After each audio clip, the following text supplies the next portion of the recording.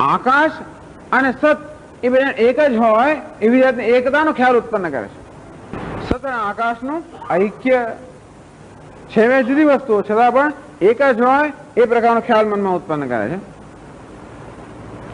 તો એ વાંધો નહીં.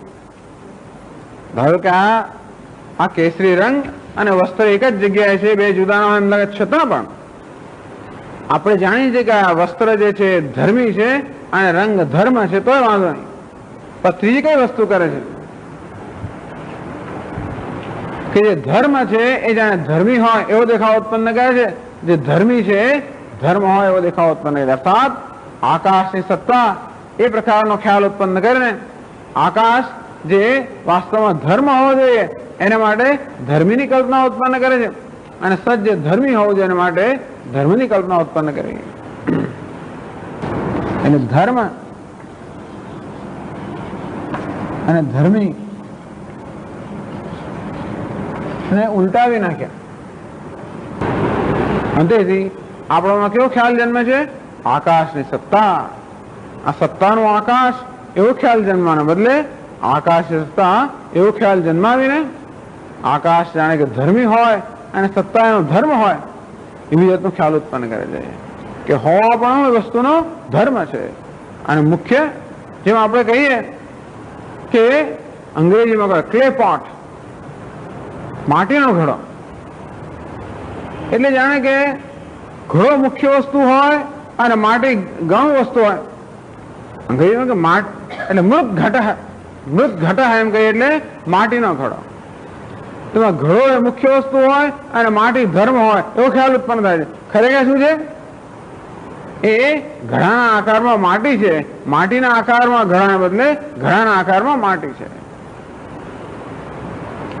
એમ કરીને આપણા મનમાં કઈ વસ્તુ મુખ્ય છે અને કઈ ગૌણ છે, કયું ધર્મી છે કયો ધર્મ છે, આ વિષયે વિપરીત ખ્યાલ ઉત્પન્ન કરે છે.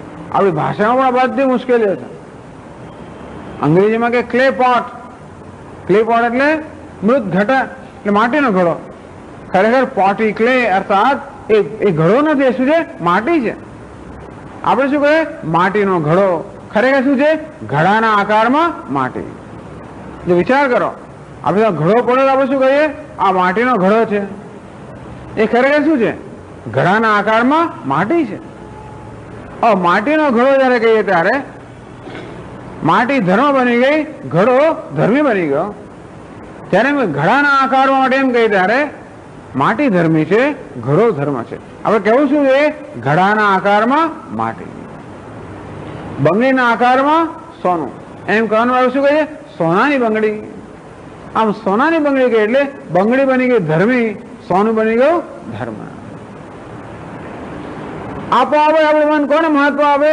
ધર્મીને મહત્વ આપે, ધર્મનું ઓછું મહત્વ આપે. આમ રંગ ધર્મ હોય અને વસ્ત્ર ધર્મી હોય તો આપણું મન કોને મહત્વ આપે? વસ્ત્રને મહત્વ આપે, ધર્મીને મહત્વ આપે. હવે સોનાની બંગડી કહીએ એટલે મહત્વ કોને મળે? બંગડીને મળે છે આપણા મનમાં, સોનાને નહીં. એટલે માણસો કોને માટે ઝઘડે છે? પેલા નામ રૂપ માટે ઝઘડે છે. પેલી વસ્તુ જે છે સોનું અથવા મૂળભૂત વસ્તુ એ શું છે એની અવગણના બાજુ રહી જાય છે. એટલે આ બહુ અગત્યની વસ્તુ છે કે આપણા મનની અંદર આ માયા કેવો વિપરીત ખ્યાલ ઉત્પન્ન કરે છે. જે વાસ્તવમાં ધર્મ છે એના માટે ધર્મનો ખ્યાલ ઉત્પન્ન કરે છે, જે ધર્મી છે એના માટે ધર્મનો ખ્યાલ ઉત્પન્ન કરીને આપણે ગૂંચવાડી દે છે. એમ કરીને જીવનમાં જે વસ્તુ અગત્યની છે એ ગૌણ બની જાય છે, જે ગૌણ છે અગત્યની બની ગઈ. નામ વેદ પેલો અભિનેતા હોય એ ભિખારીના વેશમાં હોય ત્યાં મહત્વનું કોણ છે? અભિનેતા. અને પેલો ભિખારી શું છે? ગૌણ છે. આપણો શું ખ્યાલ ઉત્પન્ન થાય? આ ભિખારી મુખ્ય છે. એને એનો વેશ પહેરનાર જો ગૌણ બની જાય બહુ મુશ્કેલ થઈ જાય. આપણે ભિખારી તરીકે વર્તીએ અથવા ભિખારી છે એમ એને સમજીએ તો આપણું વર્તન અત્યંત વિચિત્ર બની જાય. બસ એને કારણે આપણા જેનું બધું વર્તન આપણું વિચિત્ર છે, કારણ કે જે વસ્તુ મુખ્ય છે એ ગૌણ બની ગઈ, જે ગૌણ છે મુખ્ય બની ગઈ. બસ હવે બીજું આગળ માયા કશું કરવાનું નથી. આટલું કર્યું એટલે કામ પતી ગયું. આપણે કૂટાયા જ કરીએ, જે ગૌણ છે એને મહત્વ આપ્યા જ કરીએ, અને મહત્વ છે ક્યારે પણ આપણા ધ્યાનમાં આવે જ નહીં. આમ આકાશ એક તો પહેલા જગતની કલ્પના કરી, પછી જગતને પેલા બ્રહ્મને એક જ કરી દે એટલે બે જોયા છે દેખાય નહીં આપણને. અને ત્રીજું કે આ જગત જાણે સત્ય હોય અને સત્તાનો ધર્મ હોય એવું આપણને લાગે છે. જગત જાણે સત્ય હોય અને સત્તા અર્થાત બ્રહ્મનો ધર્મ હોય એવી કલ્પના, એવી જાતનો એવો ઉલટો ખ્યાલ ઉત્પન્ન કરે. વાસ્તવમાં સત્તા સત એ સત્ય છે, જગત એનો ધર્મ છે એવું જાણ્યું તો વાંધો નહીં. આ તો જગતની સત્તાનું જગત કહેવાના બદલે જગતની સત્તા કહીએ છીએ. એમ કરીને જગત મુખ્ય બની ગયું, સત્તા ગૌણ બની ગઈ. બસ આટલી વસ્તુ માયા કરે છે. જે મુખ્ય હોય એને જ આપણે જેનું મહત્વ આપીએ. આપણી દ્રષ્ટિમાં મુખ્ય કયું છે? જગત છે. મહત્વનું કઈ વસ્તુ? જગત. સત્તા એ જાણે કે ગૌણ છે અને તેથી એ મહત્વ પ્રાપ્ત કરતી નથી.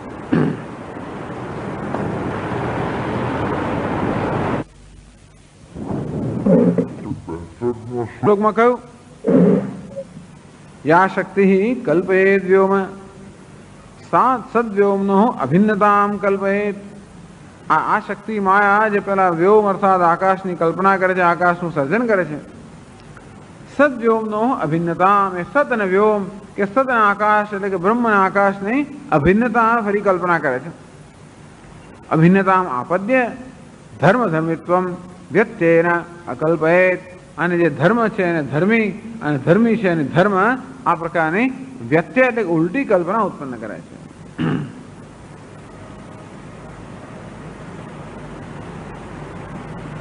શા પરથી કહો છો કે આ બધું કર્યું છે? માયાએ આ બધું વિપરીત કર્યું છે એવું કેવી રીતે કહી શકાય?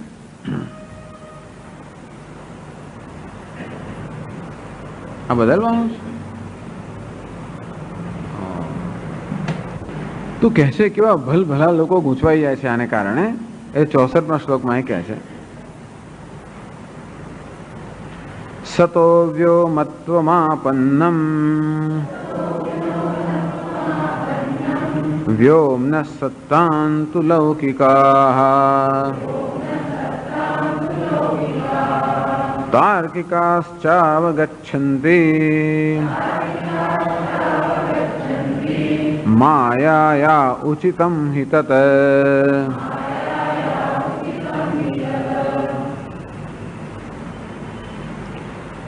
સતઃ વ્યોમત્વમ આપન્નમ. ખરેખર જ્યારે આપણે વસ્તુ તત્વ વિચારે ક્રિયમાણે આપણે વસ્તુના તત્વો પર જ્યારે વિચાર કરીએ ત્યારે આપણે સ્પષ્ટ સમજી શકીએ કે મૃદ ઘટરૂપત્વમ ઇવ એ ખરેખર માટીમાંથી ઘડો બન્યો છે. આપણે ઘડો જે છે એના તત્વની ખરેખર એના પર વિચાર કરીએ તો આપણે સમજી શકીએ કે માટીમાંથી ઘડો બન્યો છે. વિચાર કરી છે તો સમજી શકીએ. અંતે રીતે આ જગત પર વિચાર કરીએ કેમ એવું કહી શકીએ કે માટીમાંથી ઘડો બને છે? એમ કેમ કહેવાય? કારણ કે માટી ઘડામાં વ્યાપ્ત છે, માટી ઘડામાં અનુગત છે. એવું હોવાના કારણે માટી કારણ છે, ઘડો કાર્ય છે, માટે માટીમાંથી ઘડો બન્યો. અંતે રીતે આ જગતના બધા પદાર્થો પર વિચાર કરીએ તો શું છે? દરેકે દરેક પદાર્થમાં કઈ વસ્તુ અનુગત છે? આ પેનમાં ટેપ રેકોર્ડ નથી, ટેપ રેકોર્ડમાં માઇક્રોફોન નથી, માઇક્રોફોનમાં પુસ્તક નથી, પણ બધામાં એ કઈ વસ્તુ છે.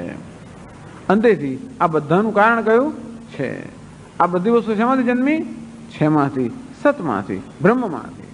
આમ વસ્તુ તત્વ વિચાર કરીએ તો સ્પષ્ટ સમજી શકાય કે સત અર્થાત બ્રહ્મમાંથી આ સમગ્ર જગત ઉત્પન્ન થયેલું છે, જેમ માટીમાંથી ઘડો ઉત્પન્ન થયો છે. લૌકિકાહ પરંતુ લૌકિકાહ વ્યોમ્ન સત્તામ. પણ લૌકિક એટલે કે સામાન્ય માણસ. સામાન્ય માણસ શું કહે છે? સત્તાનું વ્યોમ કહેવાના બદલે વ્યોમની સત્તા, સત્તાનું આકાશ કહેવાના બદલે આકાશની સત્તા. જાણે કે સત્તા એ આકાશનો ધર્મ ના હોય એમ બધા માને છે. સત્તા આકાશની સત્તા, સત્તા ધર્મ થયો, આકાશ ધર્મી. અંતેથી સત્તા આકાશનો ધર્મ હોય એમ બધા લોકો કહે છે. ચલો બિચારા બધા લોકો તો કહે, કારણ કે એ તો બધા અજ્ઞાની છે. અજ્ઞાની એટલે બહુ વિચાર નથી કરતા હોતા. પણ વિચારશીલ માણસો, નૈયાયિકો, તાર્કિક લોકો જે વિચાર કરનાર છે એ બધો વિચાર કરી કરીને કયા નિર્ણય પર આવ્યા. ઘણીવાર લાંબો વિચાર કરી કરીને પણ આપણે નિર્ણય એવો મહાન કરતા હોય છે. જેમ પેલો માણસ ગામડાની અંદર રોજ એનો ઓટલા પર બેસીને દાંતણ કરતો, રોજ છે તો રોજ જે ત્યાંથી ગાય પસાર થાય, રોજ મોટા સરસ શિંગડા વળે આમ, અને શિંગડાને બે આમ બરોબર આમ ભેગા મળેલા એવા સરસ શિંગડા વળી ગાય. તો દાંતણ કરતા કરતા રોજ ગાય જોયે અને વિચાર કરે કે આ શિંગડાની અંદર કેટલી જગ્યા છે, શિંગડામાં હું પસાર થઈ શકું કે નહીં, આમ રોજ વિચાર કરે. એને એવો વિચાર આવે કે થઈ શકું કે નહીં. રોજ વિચાર કરે, રોજ વિચાર કરે. એક મહિના સુધી વિચાર કર્યા પછી થયું કે લાવ જયારે જોઉં તો ખરો કેમ છે. અંતેથી જયારે ગાય આવી, આ બધા વિચાર નંદાને કર્યું છું, ગાય આવી તેને જોયું કે લાવ હું જરા માપી જવું કે આ શિંગડાની વચ્ચે જગ્યા કેટલી, માપવું કેવી રીતે. એટલે વિચાર કરો કે હું એમાંથી પસાર થવું છું કે નહીં, તો ખબર પડે કે કેટલું છે માપ. અંતેથી એ શિંગડા વચ્ચે જગ્યાને માપવા માટે એ માણસ ગાયને ઊભી રાખી, ગાય પર ચડી ગયો અને પછી શિંગડાની અંદર આમ પસાર થવા લાગ્યો. બરોબર વચ્ચે વચ્ચે આવ્યો, પેલું પેટ આગળ હટકી ગયો. પછી જોર કરવા જાય એટલે ગાયને તો શું થાય છે, ગાય ગભરાઈ ગઈ અને દોડવા માંડી. આ માણસ ગાયના શિંગડામાં ભરાઈ ગયેલો, આખા ગામને પછી તમાશો જોવા મળ્યો. આમ ઘણી વાર વિચાર કરી કરીને છેવટે આપણે એવા નિર્ણય પર આવતા હોય છે બહુ વિચિત્ર હોય છે. તેમ બધામાં બુદ્ધિમાન માણસો કયા હોય, તાર્કિક લોકો. દરેક વસ્તુ માટે તર્ક કરે. તાર્કિકાસ છે એ પણ જગતના સ્વરૂપનો નિર્ણય કરવા માટે ખૂબ તર્ક કર્યો. અને પણ કયા નિર્ણય પર આવ્યા? વ્યોમ સત્તા. આ તાર્કિક લોકો એમ કહે છે કે આકાશની સત્તા, અર્થાત સત્તા એ આકાશનો ધર્મ છે. સદરૂપ ધર્મ જાતિ ગચ્છંતી. પાછી સત એક જાતિ છે અને આકાશનો ધર્મ છે. તો એટલે આવી રીતે સામાન્ય માણસો અને જોડે આવા શાસ્ત્રના જાણકારો, તાર્કિકો પણ આ પ્રકારનો વિપરીત નિર્ણય કરે છે. લોકોએ પ્રશ્ન કર્યો કે આ તો બરોબર નથી, આવું તો ના થાય. વસ્તુ જે એક છે એના કરતા ઉલટી જોવી એ કે બરોબર એવું કેમ બની શકે? તો કે બની શકે. માયા ઉચિતમ હિત જ છે, એટલે કહે છે કે આ માયા માટે આ ઉચિત છે. તદ વિપરીત દર્શન હેતુત્વમ માયા ઉચિતમ. તો કે આમ જે છે એના કરતા ઉલટી વસ્તુ દેખાડવી અથવા છે એના કરતા ઉલટો ખ્યાલ ઉત્પન્ન કરવો, આ કોને માટે ઉચિત છે? માયા માટે. જેવી રીતે પેલું જાદુ હોય, એ જાદુ હોય ખાલી ન્યૂઝપેપરનો ટુકડો અને ત્યાં શું દેખાવ ઉત્પન્ન કરે? 100 રૂપિયાની નોટ. તો એવું તો કંઈ થતું હશે? ત્યાં ખરેખર છાપાનો ટુકડો હોય ત્યાં કે કોઈ નોટ દેખાય તો કે દેખાય. કોને કારણે દેખાય? માયાને કારણે, જાદુને કારણે. અને તે રીતે જે વાસ્તવમાં સત્ય છે એ ધર્મ હોય અને વાસ્તવ મિથ્યા છે એ સત્ય હોય તો કોણ ખ્યાલ ઉત્પન્ન કરે છે? માયા. આ જગત જે વાસ્તવમાં મિથ્યા છે એ છે, સત્ય છે, એ પ્રકારનો ખ્યાલ ઉત્પન્ન કરે છે આ માયા. ટૂંકમાં માયા આટલું કરે છે. પહેલા જગતનું સર્જન કર્યું, બીજું આ જગત અને બ્રહ્મ એ બે એક જ હોય એવો આભાસ ઉત્પન્ન કર્યો, અને ત્રીજું જગત જાણે કે સત્ય હોય એ પ્રકારનો ખ્યાલ ઉત્પન્ન કર્યો. જો જગતનું ભલે સર્જન થયું હોત પણ આપણે બધાને આટલું જ્ઞાન હોય કે જગત મિથ્યા છે તો કંઈ વાંધો નહોતો, તો જગતને આપણે માણી શકત. જેમ અત્યારે આપણે પેલી બાલ વાટિકામાં જઈએ અને અરીસામાં જોઈએ આપણી જાતને અને આમ એકદમ ઊંચો 10 ફૂટનો હું દેખાવું, આમ એકદમ જાડો દેખાવું આટલો, તો મને કે દુઃખ થાય છે જોઈને? મને આનંદ થાય, હસીએ આપણે. છે તો બાલ વાટિકા છે, મોટા લોકો જઈને પણ બાળકો કરતા વધારે આનંદ મેળવતા છે. કેમ? કારણ કે જાણીએ છીએ કેવલ પ્રતિબિંબ શું છે? મિથ્યા છે.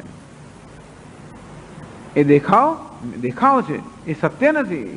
તો મિથ્યાને મિથ્યા જો જાણતા હોઈએ તો એ ખરેખર આનંદનો વિષય બને, માણવાનો વિષય બને.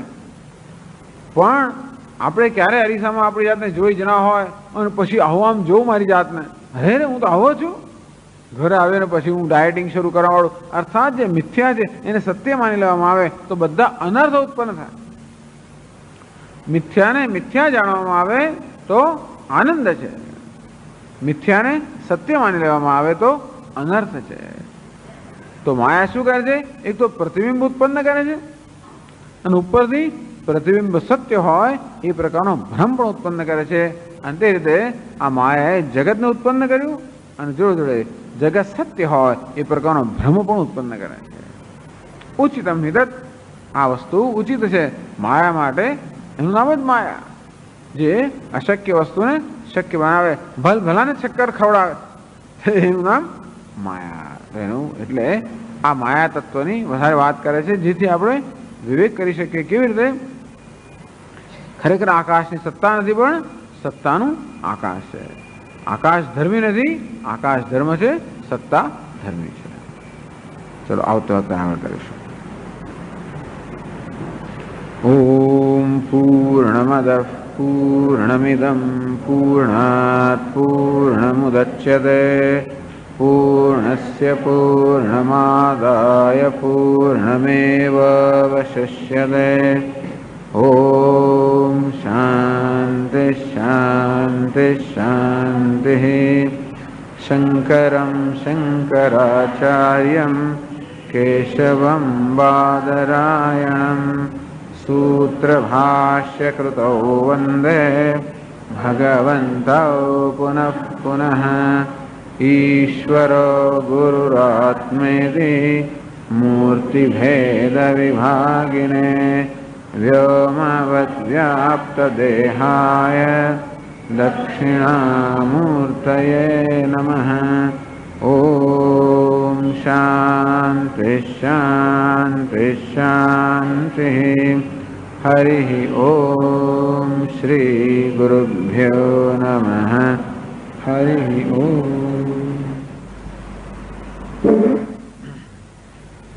आद्यो विकार आकाशः सोऽवकाशस्वरूपवान् आकाशोऽस्तीति सत्तत्वम्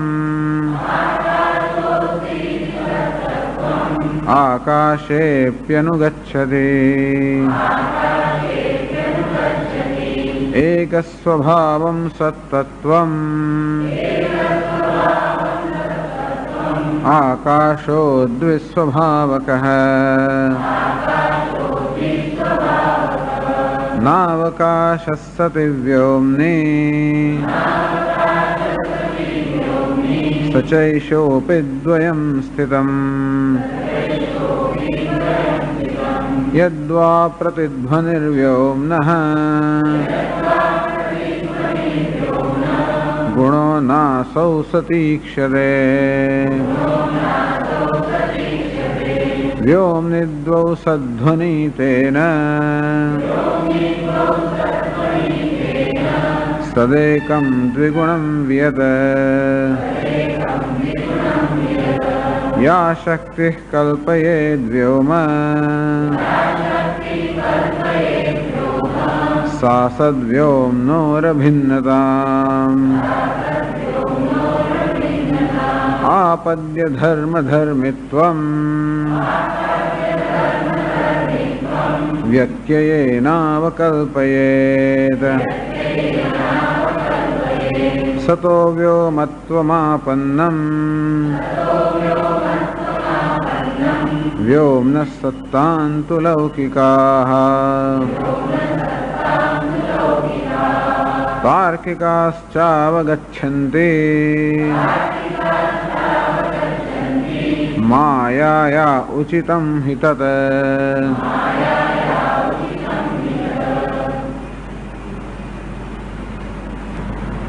હવે આ આકાશ તત્વના સ્વરૂપનું ચિંતન કરે છે. આદ્યો વિકાર આકાશ સહ અવકાશ સ્વરૂપવાન. સત અર્થાત બ્રહ્મમાંથી કહેવામાં આવ્યું કે આ જગતની ઉત્પત્તિ થઈ એ પહેલા એકમાત્ર સત હતું, એકમાત્ર બ્રહ્મ હતું. તો ઉત્પત્તિની પ્રક્રિયામાં સૌથી પહેલો ઉદ્ભવ કોણ થયો? તો કે આકાશનો. સૌથી સૂક્ષ્મ તત્વ છે પંચમહાભૂતમાં. સહ અવકાશ સ્વરૂપવાન, એ આકાશનું સ્વરૂપ છે અવકાશ, પોલાણ, અવકાશ પ્રદાન કરવું. आकाशः अस्ति इति सत्तत्वम आकाशे भी अनुगच्छति। तो समझावे ये 60 श्लोक में कि सत अर्थात ब्रह्म कारण है, आकाश कार्य है। नियम है कि कारणना गुण हमेशा कार्य ने अंदर अनुवृत्त थता होय, अनुगत थता होय। जेवी रीते माटी कारण है अने घड़ो कार्य है, तो माटीना गुणो घड़ामां अनुगत थता होय, अनुवृत्त थता होय, એટલે ઘડામાં માટીના પણ ગુણો હોય। એ નક્કી કરવું હોય કે માટીને ઘડા વચ્ચે શું સંબંધ છે, તો આપણે જોઈએ કે ઘડામાં માટીના ગુણ છે, તો માટીમાં ઘડાના ગુણની આવશ્યકતા નથી, માટે માટી કારણ છે, ઘડો કાર્ય છે।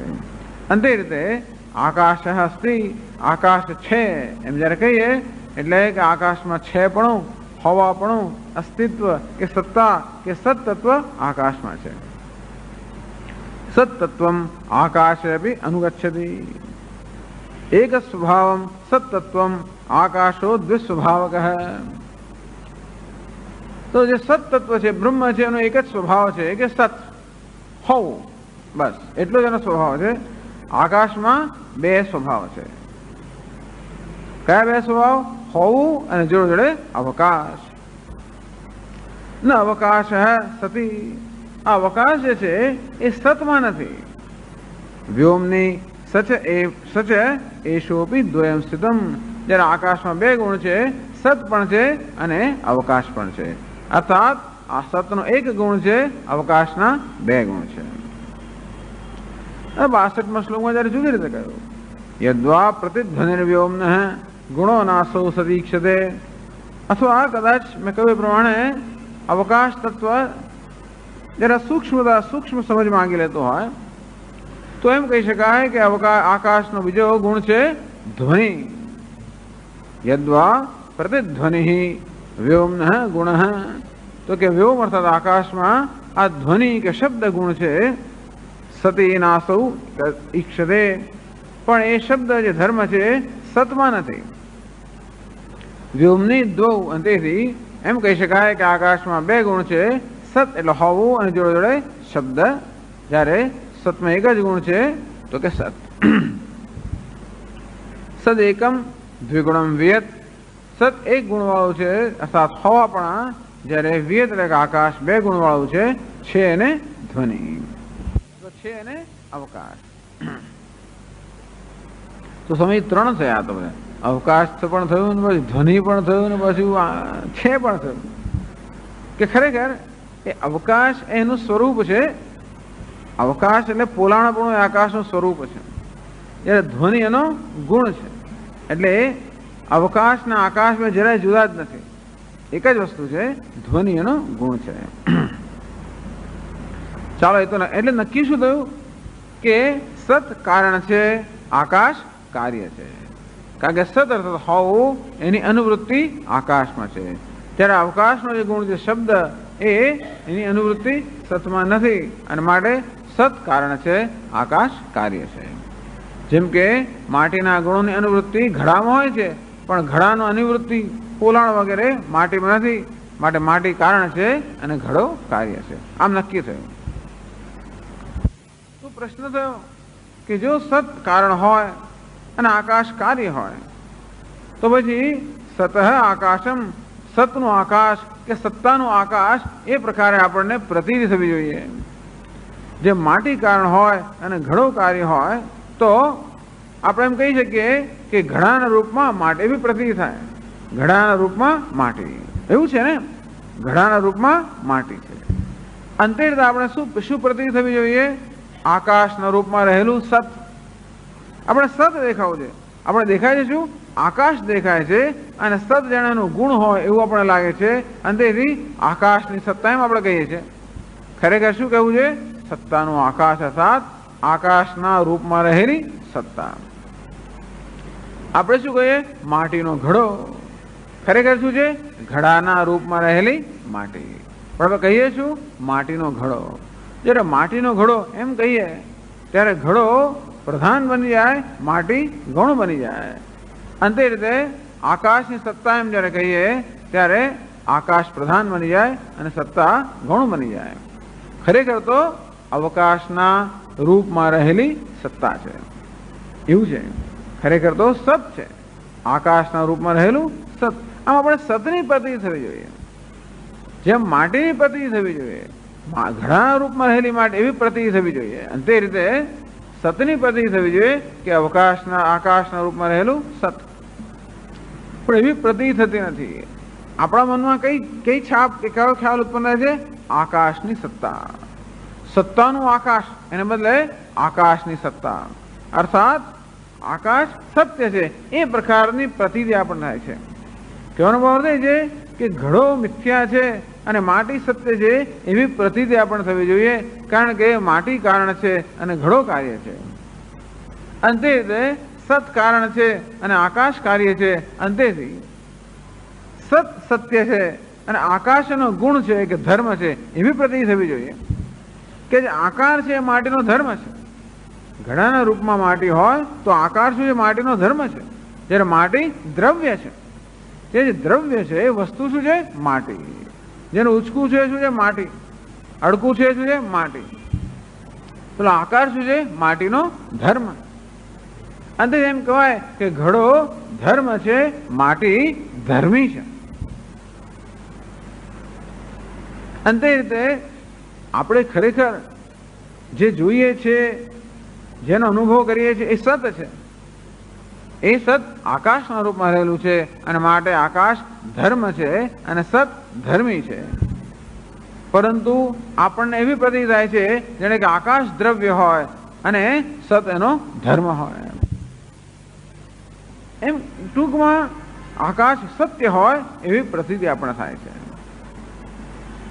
એટલે 62-63માં શ્લોકમાં કહ્યું, યા શક્તિ કલ્પયેદ વ્યોમ સા સદ્વ્યોમનોરભિન્નતામ આપદ્ય ધર્મ ધર્મિત્વમ વ્યત્યેનાવકલ્પયેત. યા શક્તિ કલ્પયેદ વ્યોમ, જે માયા શક્તિ આ વ્યોમ અર્થાત આકાશની કલ્પના કરે છે, કારણ કે જે સર્જન છે એ કલ્પના છે. તો જે માયા શક્તિ આકાશનું સર્જન કરે છે, કલ્પના કરે છે, સા સદ્વ્યોમનો અભિન્નતામ આપદ્ય.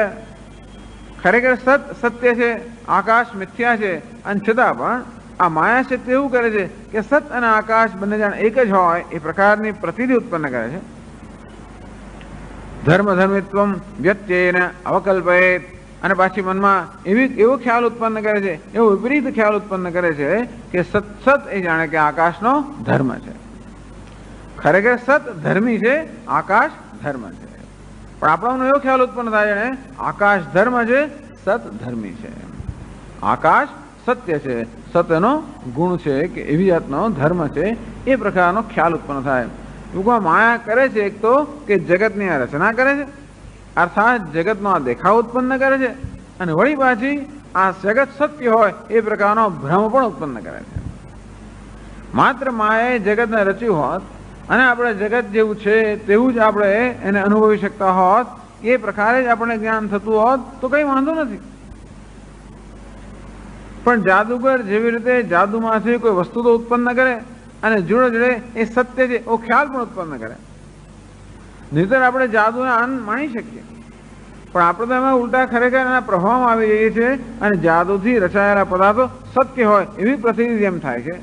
અંતે રીતે માયાએ જગતની રચના કરી, જેમ આકાશને જે લાગુ પડે જગતને લાગુ પડે છે, કે જગતની રચના કરી અને સત અને જગતને એક બનાવી દીધા અને પછી જગત સત્ય હોય એ પ્રકારનો ભ્રમ ઉત્પન્ન કર્યો. સતો વ્યોમત્વમાપન્નમ વ્યોમ સત્તામ તો લૌકિકા. ખરેખર તો વિચાર કરી તો સત એ આકાશના રૂપમાં પ્રગટ થયું છે. જેમ માટી ઘણા રૂપમાં પ્રગટ થાય એમાં સત્ય બ્રહ્મ આકાશના રૂપમાં પ્રગટ થયેલું છે. પરંતુ લૌકિકા સામાન્ય માણસો શું કહે છે? વ્યોમ સત્તા. નહીં, વ્યોમી આકાશની સત્તા, અર્થાત આકાશ સત્ય છે એ પ્રકારનો ખ્યાલ ઉત્પન્ન થાય છે. તાર્કિકાશ્ચ અવગચ્છન્તિ. એટલું જ નહીં, પણ તાર્કિક લોકો અર્થાત તર્કને પ્રમાણ માનનારા લોકો, નૈયાયિક લોકો, જે બુદ્ધિમાન લોકો છે, સામાન્ય માણસો એમ કહે કે જગત સત્ય છે તો સમજી શકાય. પરંતુ બુદ્ધિમાન લોકો જે શાસ્ત્રનો અભ્યાસ કરનારા છે અને એમની ખૂબ બુદ્ધિને તર્ક શક્તિ ચલાવનારા છે, એ લોકો પણ એવો નિર્ણય પર આવે છે કે જગત સત્ય છે. પણ આવું કેમ કેવું બની શકે? માયાયામ ઉચિતમ હિતત. તો કે આ વસ્તુ માયા અને માટે ઉચિત જ છે કે જે અસત્ય છે એ સત્ય છે એ પ્રકારનો ખ્યાલ ઉત્પન્ન કરવો. અસત્યની રચના કરવી એ બહુ મોટી વસ્તુ નથી. બહુ મોટી એટલે બહુ આપણને હાનિકારક વસ્તુ નથી એમ કહો. પણ એ અસત્ય જે છે એને એમાં સત્યનો ભ્રમ ઉત્પન્ન કરવો, બસ આ જ હાનિકારક વસ્તુ છે. આમ કદાચ દોરડાની જગ્યાએ આપણને સાપ દેખાય તો એટલું હાનિકારક નથી, પરંતુ આ સાપ સત્ય છે એ પ્રકારનો ભ્રમ હાનિકારક છે. જો આપણે ખબર કે આવો સાપ દેખાય છે, કશું છે નહીં, આપણે ઘણીવાર રસ્તા પર જતા હોઈએ તો સડકમાં દૂરથી ઝાંઝવાનું જળ દેખાય, એટલે સડકમાં એકદમ પ્રકાશ, આપણે જાણીએ છીએ કે આ તો મિથ્યા છે, કંઈ થતું નથી. પણ એ સત્ય છે એવો જો ભ્રમ ઉત્પન્ન થાય તો આપણે આમ વાળીને જઈએ, ટૂંકમાં ગાડી સીધે ના લઈ જઈએ, આપણે કોઈ રીતે એને ટાળવાનો પ્રયત્ન કરીએ અને એ આપણામાં અનેક પ્રકારની અનર્થ ઉત્પન્ન કરે. આ માયા બે વસ્તુ કરે છે. એક તો આ જગતનું સર્જન કરે છે અને જોડે જોડે આ જગત સત્ય છે એવો ખ્યાલ પણ ઉત્પન્ન કરે, એવો ભ્રમ ઉત્પન્ન કરે. એ જ વસ્તુ 65મા શ્લોકમાં સમજાવે છે.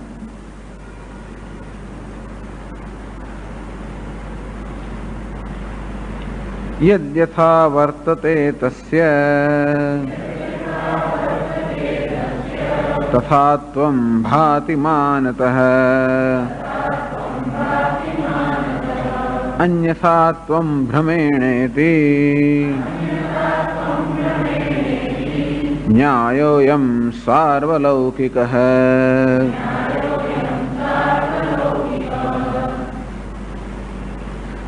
યદ્યથા વર્તતે તસ્ય તથા ત્વં.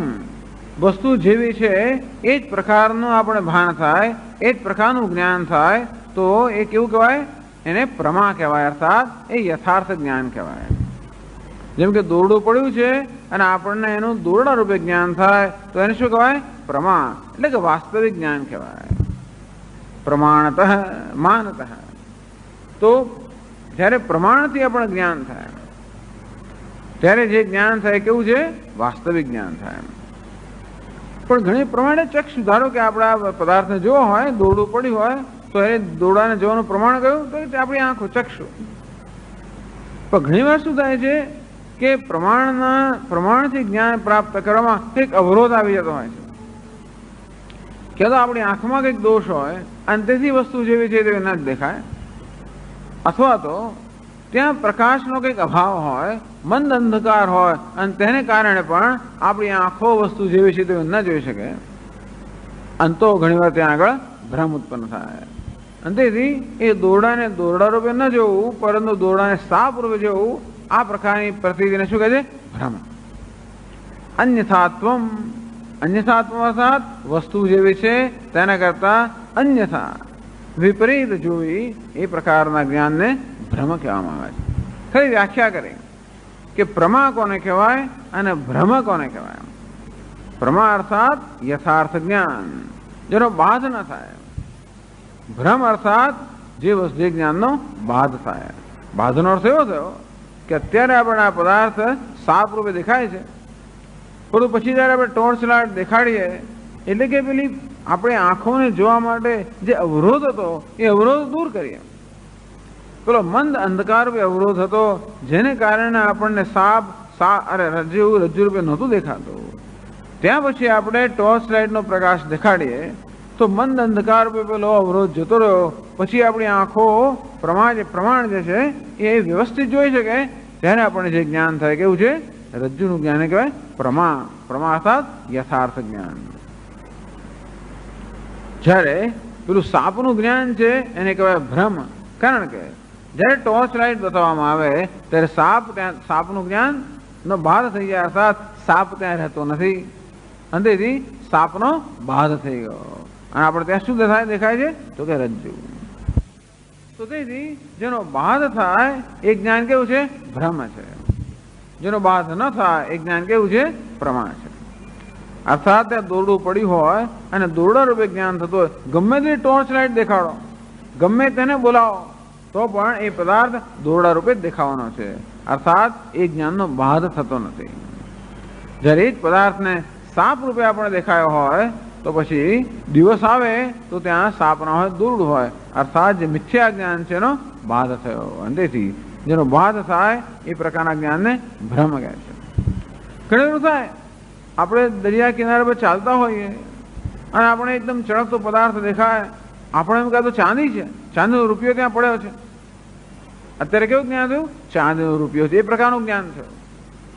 હું આજુબાજુ જોઉં, કોઈ જોતું નથી, ધીમે રહીને નીચે વળીને ઉઠાવેલું હાથમાં, મારા હાથમાં શું આવે? છીપોલી આવે. અર્થાત પેલું ચાંદીના જ્ઞાનનો બાધ થઈ ગયો.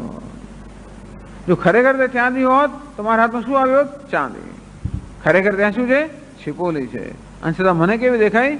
ચાંદી. અને તેથી એ ચાંદીનું જ્ઞાન કેવું છે? ભ્રમ છે. કેમ ભ્રમ છે? કારણ કે એનો બાધ થયો. એ ક્યારે ખબર પડે કે આ ભ્રમ છે? જ્યાં સુધી એની પરીક્ષા ન કરવામાં આવે ત્યાં સુધી આપણને ખબર જ ના પડે કે આ ભ્રમ છે. આપણને પેલો ચાંદીનો સિક્કો દેખાયો, એની પરીક્ષા કરીએ, એની નજીક જઈએ કે એને એની પરીક્ષા કરીને સમજવાનો પ્રયત્ન કરીએ તો જ આપણને ખબર પડે કે આ ચાંદી નથી, આ તો છીપોલી. અને તે રીતે આ જગત પણ સત્ય દેખાય છે આપણને. જ્યાં સુધી જગતના સ્વરૂપની પરીક્ષા ન કરીએ ત્યાં સુધી એ જગતની સત્યતાનો બાધ થતો નથી. પરંતુ જગતના સ્વરૂપની પરીક્ષા કરીએ ત્યારે ખબર પડે કે જેને આપણે જગત માનીએ છીએ એ ખરેખર જોઈએ એ તો બ્રહ્મ છે. જેને સાપ માનીએ છીએ એ દોરડું છે. અને તે રીતે જેને જગત માનીએ છીએ, અનેક માનીએ છીએ, વિવિધ માનીએ છીએ, ભેદપૂર્ણ માનીએ છીએ, વાસ્તવમાં શું છે? એક અદ્વિતીય બ્રહ્મ છે. બસ એ આ ગ્રંથકાર કહેવા માંગે છે. આમ આ આકાશ, વાયુ વગેરે આ તત્વના સ્વરૂપનું ચિંતન કરવાનો હેતુ એ છે કે જેને આપણે આકાશ માનીએ છીએ એ વાસ્તવમાં શું છે? સત છે, આકાશ નથી. અર્થાત આ સત આકાશ રૂપે ભાસી રહ્યું છે. જેમ દોરડું સર્પ રૂપે ભાસી રહ્યું છે, છીપોલી ચાંદી રૂપે ભાસી રહી છે. અંતે સત આકાશ રૂપે, વાયુ, અગ્નિ, જળ, પૃથ્વી બધું જ આ સત આ રૂપે ભાસી રહ્યું છે. એ પ્રકારનો વિવેક સત્ય અને મિથ્યાનો વિવેક. મિથ્યાને મિથ્યા રૂપે જાણીએ તો જ આપણે સત્યને સત્ય રૂપે જાણી શકીએ. એટલે ગ્રંથકારે સિદ્ધ કરવા માંગે છે કે જેને આપણે આકાશ કહીએ છીએ અને જેને આપણે સાચું માનીએ છીએ, સત્ય માનીએ છીએ, એ વાસ્તવમાં મિથ્યા છે. અને તેથી આકાશના સ્વરૂપનું ચિંતન થયું છે. આકાશ દ્રષ્ટાંત રૂપ છે. આકાશના સ્વરૂપનું ચિંતન એ જ વસ્તુ દરેકના સ્વરૂપના ચિંતન લાગુ પડે. આકાશને દ્રષ્ટાંત તરીકે લેવામાં આવ્યું. એટલે પેલા પ્રમા કોને કહેવાય અને ભ્રમ કોને કહેવાય એની વ્યાખ્યા 65મા શ્લોકમાં કરી. અન્યથાત્વમ ભ્રમેણ ઇતિ. તો વસ્તુ જે છે એના કરતા અન્ય સ્વરૂપે કે વિપરીત સ્વરૂપે દેખાય એ ભ્રમથી થતું હોય છે. એ પ્રકારના જ્ઞાનને ભ્રમ કહે છે. ન્યાયમ સાર્વલૌકિક. આ સાર્વલૌકિક ન્યાય છે, અર્થાત બધાને વસ્તુ પ્રસિદ્ધ છે. એમાં કોઈ જાતનો વિરોધ નથી. બધાને આવો કઈ અનુભવ ક્યારેક ક્યારેક થતો જ હોય છે. વસ્તુ એકને બદલે બીજી દેખાય એવો અનુભવ વારંવાર થતો હોય છે. માણસ એકને બદલે બીજું દેખાય એવું પણ થાય, ઘણું થાય. અને તેથી એ કેવો છે? ભ્રમ હોય. પછી નજીક આવે તો ખબર નહીં આ તો બીજો માણસ છે. આપણે એમ કે અમારો મિત્ર આવી રહ્યો છે ને હું ઉત્સાહપૂર્ણ રાહ જોઉં કે નજીક પેલો સ્કૂટર પર આવે છે, નજીક આવે તો ખબર અરે આ તો બીજો કોઈ છે, આપણે નિરાશ થઈને ચાલી જઈએ. અને તો આવું ઘણી વાર પણ થતું હોય કે વસ્તુ હોય એના કરતાં જુદી આપણને દેખાય, એને ભ્રમ કહેવામાં આવે છે. તો આ ભ્રમની નિવૃત્તિનો ઉપાય શું? આકાશ શું છે? ભ્રમ છે. વાસ્તવમાં શું છે? સત છે. જેમ પેલો સર્પ ભ્રમ છે, વાસ્તવમાં રજ્જુ છે. તો એ જે સર્પ છે કે એવો ભ્રમ છે, એ ભ્રમની નિવૃત્તિનો ઉપાય શું? તો 66મા શ્લોકમાં એ કહે છે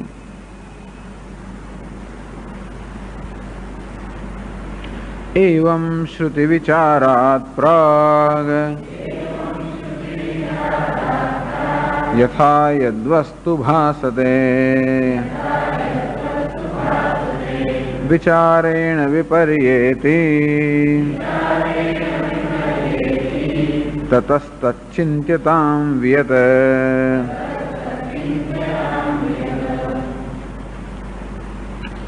एवं श्रुति विचारात् प्राग. એવમ આ જે કહેવામાં આવે એ રીતે શ્રુતિ વિચારાત પ્રાગ. શ્રુતિ એટલે કે શાસ્ત્ર, ઉપનિષદ કે વેદાંત શાસ્ત્ર. શ્રુતિનો અર્થ થાય તો વેદ, વેદનો આપણે માટે વેદ એટલે કે ઉપનિષદ, એટલે કે એ શ્રુતિના એ વિભાગ સાથે આપણે સંકળાયેલા છે. એટલે કે ઉપનિષદ, શ્રુતિ કે વેદાંત, આ વેદાંત શાસ્ત્ર જે રીતે આપણને જણાવે છે કે બોધ આપે છે, એ રીતનો જ્યારે આપણે વિચાર ન કર્યો હોય, તસ્માત પ્રાગ યથા યદ વસ્તુ ભાસતે, જો આપણે આ દ્રષ્ટાંત લેવું હોય કે વિચાર ન કર્યો હોય ત્યાં સુધી આપણો નિર્ણય કેવો હોય છે. જેમ બધા લોકોનો અનુભવ છે કે પ્રાતઃકાળમાં સૂર્યનો ઉદય થાય છે અને સાયંકાળમાં સૂર્યનો અસ્ત થાય છે. અને આપણો સામાન્ય અનુભવ છે કે સૂર્ય પૂર્વમાંથી પશ્ચિમ દિશામાં ગતિ કરે છે. આવો આપણો નિર્ણય છે. હવે એ ભ્રમ છે કે એ પ્રમા છે એ કેમ નક્કી થાય? જે શાસ્ત્ર છે એ શાસ્ત્રના આધારે આપણે વિચાર કરીએ તો માત્ર આપણે જે પ્રતીતિ છે એ પ્રતીતિ વસ્તુના સ્વરૂપનો નિર્ણય કરવા માટે પર્યાપ્ત નથી, પરંતુ આપણો જે નિર્ણય હોય એ નિર્ણયને શાસ્ત્રના આધારે આપણે ચકાસીએ ત્યારે જ આપણે ખબર પડે કે આપણો નિર્ણય સાચો છે કે નહીં. આમાં કયું શાસ્ત્ર છે? તો કે ભૌતિક શાસ્ત્ર, ભૂગોળ શાસ્ત્ર. કે ખરેખર શું ફરે છે? એ સૂર્ય પૂર્વથી પશ્ચિમમાં ગયો તો કે ના ના, પૃથ્વી પશ્ચિમમાંથી પૂર્વમાં જાય છે. એ ક્યારે દેખાવાનો વિષય નથી, ક્યારે દેખાશે નહીં એવું. અંતેથી આપણે સૂર્યને પૂર્વમાંથી પશ્ચિમ તરફ જતો જોઈએ, છતાં પણ મનમાં કયું જ્ઞાન થાય કે નહીં, આ તો પૃથ્વી પશ્ચિમમાંથી પૂર્વમાં જઈ રહી. એ જ્ઞાન કેવું થયું? શાસ્ત્રથી. નાના હતા, સ્કૂલમાં ગયા ત્યારે આપણને દેખાડવામાં આવ્યું કે ભાઈ કઈ વસ્તુ ફરે છે, એનો નિર્ણય કેમ કરવો. પૃથ્વી આપણે સપાટ દેખાતી હોય, સપાટ છે કે ગોળ છે? દેખાતી હોય સપાટ, છતાં પણ એ ગોળ છે. એ નિર્ણય કેવો થાય? પૃથ્વીના સ્વરૂપ પર વિચાર કરવાથી થાય. એમ સૂર્યના સ્વરૂપ પર વિચાર કરવાથી, સૂર્યની ગતિ પર વિચાર કરવાથી, પૃથ્વીની ગતિ પર વિચાર કરવાથી ખબર પડે કે પૃથ્વી આ ગતિમાન પદાર્થ છે, સૂર્ય સ્થિર છે. ભલે સૂર્ય ગતિમાન દેખાતો છે કેવો છે? સ્થિર છે. ભલે પૃથ્વી સ્થિર દેખાતો છે કેવું છે? ગતિમાન છે. આ નિર્ણય આપણે ક્યાંથી કરીએ? શાસ્ત્રની મદદથી. અંતે રીતે ભલે સત્ય બ્રહ્મ દેખાતું ના હોય છતાં પણ એ છે, અને ભલે જગત દેખાતો હોય છતાં પણ એ નથી, એવો નિર્ણય કેવો થાય? શાસ્ત્રની મદદથી થાય. એ જ્ઞાન ક્યાં થાય? બુદ્ધિમાં થાય. ક્યારેય પણ સૂર્ય સ્થિર છે એવું જ્ઞાન આંખોથી ન થાય, કે ક્યારે પૃથ્વી ફરે છે એવું જ્ઞાન આંખોથી ન થાય. ક્યાં થાય? બુદ્ધિમાં થાય. અંતે રીતે બ્રહ્મ આકાશ મિથ્યા છે કે જગત મિથ્યા છે એ આંખોથી દેખાય નહીં, કે જગત મિથ્યા છે એવું જ્ઞાન થોડું જગત ઉડી ગયું ને કંઈક આમ સ્વપ્ન જેવું થઈ ગયું, એમાં કઈ એવું કશું ના થાય. કારણ કે સત્ય કે મિથ્યાનો નિર્ણય એ આંખોથી થવાનો નથી. ક્યાં થાય છે? બુદ્ધિમાં થાય છે. એટલે આપણે એમ કે જ્ઞાની પુરુષોને સમય જગત કેવું દેખાતું હશે? એમને કે ઉલટું દેખાતું હશે કે પછી આમ કંઈક આ વરાળનું આમ દેખાતું હોય કે શું દેખાતું હશે? સ્વપ્ન જેવું દેખાતું હોય એટલે આમ ધૂંધળું દેખાય, શું થાય? તો પછી એમણે આંખો ચેકઅપ કરવા જવું પડે. જો ધૂંધળું કંઈ દેખાતું હોય, એવું કંઈ થતું હોય તો આપણે ઓપ્ટોમોલોજીસ્ટ પાસે જવું પડે. કારણ કે એ દેખાવાનું ક્યાં છે? બુદ્ધિમાં. નિર્ણય બુદ્ધિમાં થતો હોય. ઘડો દેખાય છે છતાં પણ ત્યાં શું છે? માટી છે. એ નિર્ણય ક્યાં થાય? બુદ્ધિમાં થાય. અંતેથી એમાં શેની આવશ્યકતા છે? વિચારની આવશ્યકતા છે. જો જગત મિથ્યા છે એ કોઈક રીતે આંખથી આપણે નક્કી કરી શકતા હોત તો આંખમાં કંઈક કરવાની જરૂર પડત કે જગતમાં કંઈક કરવાની જરૂર પડત? આમાં કશું કરવા, ક્યાંય કશું કરવાની જરૂર નથી. જે છે એને સમજવાની જરૂર છે. મિથ્યા સમજવાની વસ્તુ છે, જોવાની વસ્તુ નથી. અદ્વૈત પણ દેખાય નહીં કે આંખથી કે બ્રહ્મ એક છે એટલે એક દેખાયું એવું નથી હોતું. એ પણ શું છે? નિર્ણય એ બુદ્ધિમાં કરવાનો છે. હા, એ ખરું કે ટોર્ચ લાઇટ દેખાડીએ એટલે સર્પ ત્યાંથી અદૃશ્ય થાય, એનો બાદ થઈ ગયો અને રજ્જુ દેખાયું. અંતે રીતે જગતનો બાદ થઈ શકે. આ જગત શું છે? મનનું સ્પંદન સમજાવે છે. અંતેથી આપણે પહેલા પ્રકરણમાં જોયું પણ ખરું કે મનનું સ્પંદન જ્યારે શાંત થઈ જાય ત્યારે માત્ર એક જ પ્રતીતિ રહેતી હોય છે અને એ છે ચૈતન્ય. આ અધ્યાયમાં, આ પ્રકરણમાં પણ કહ્યું.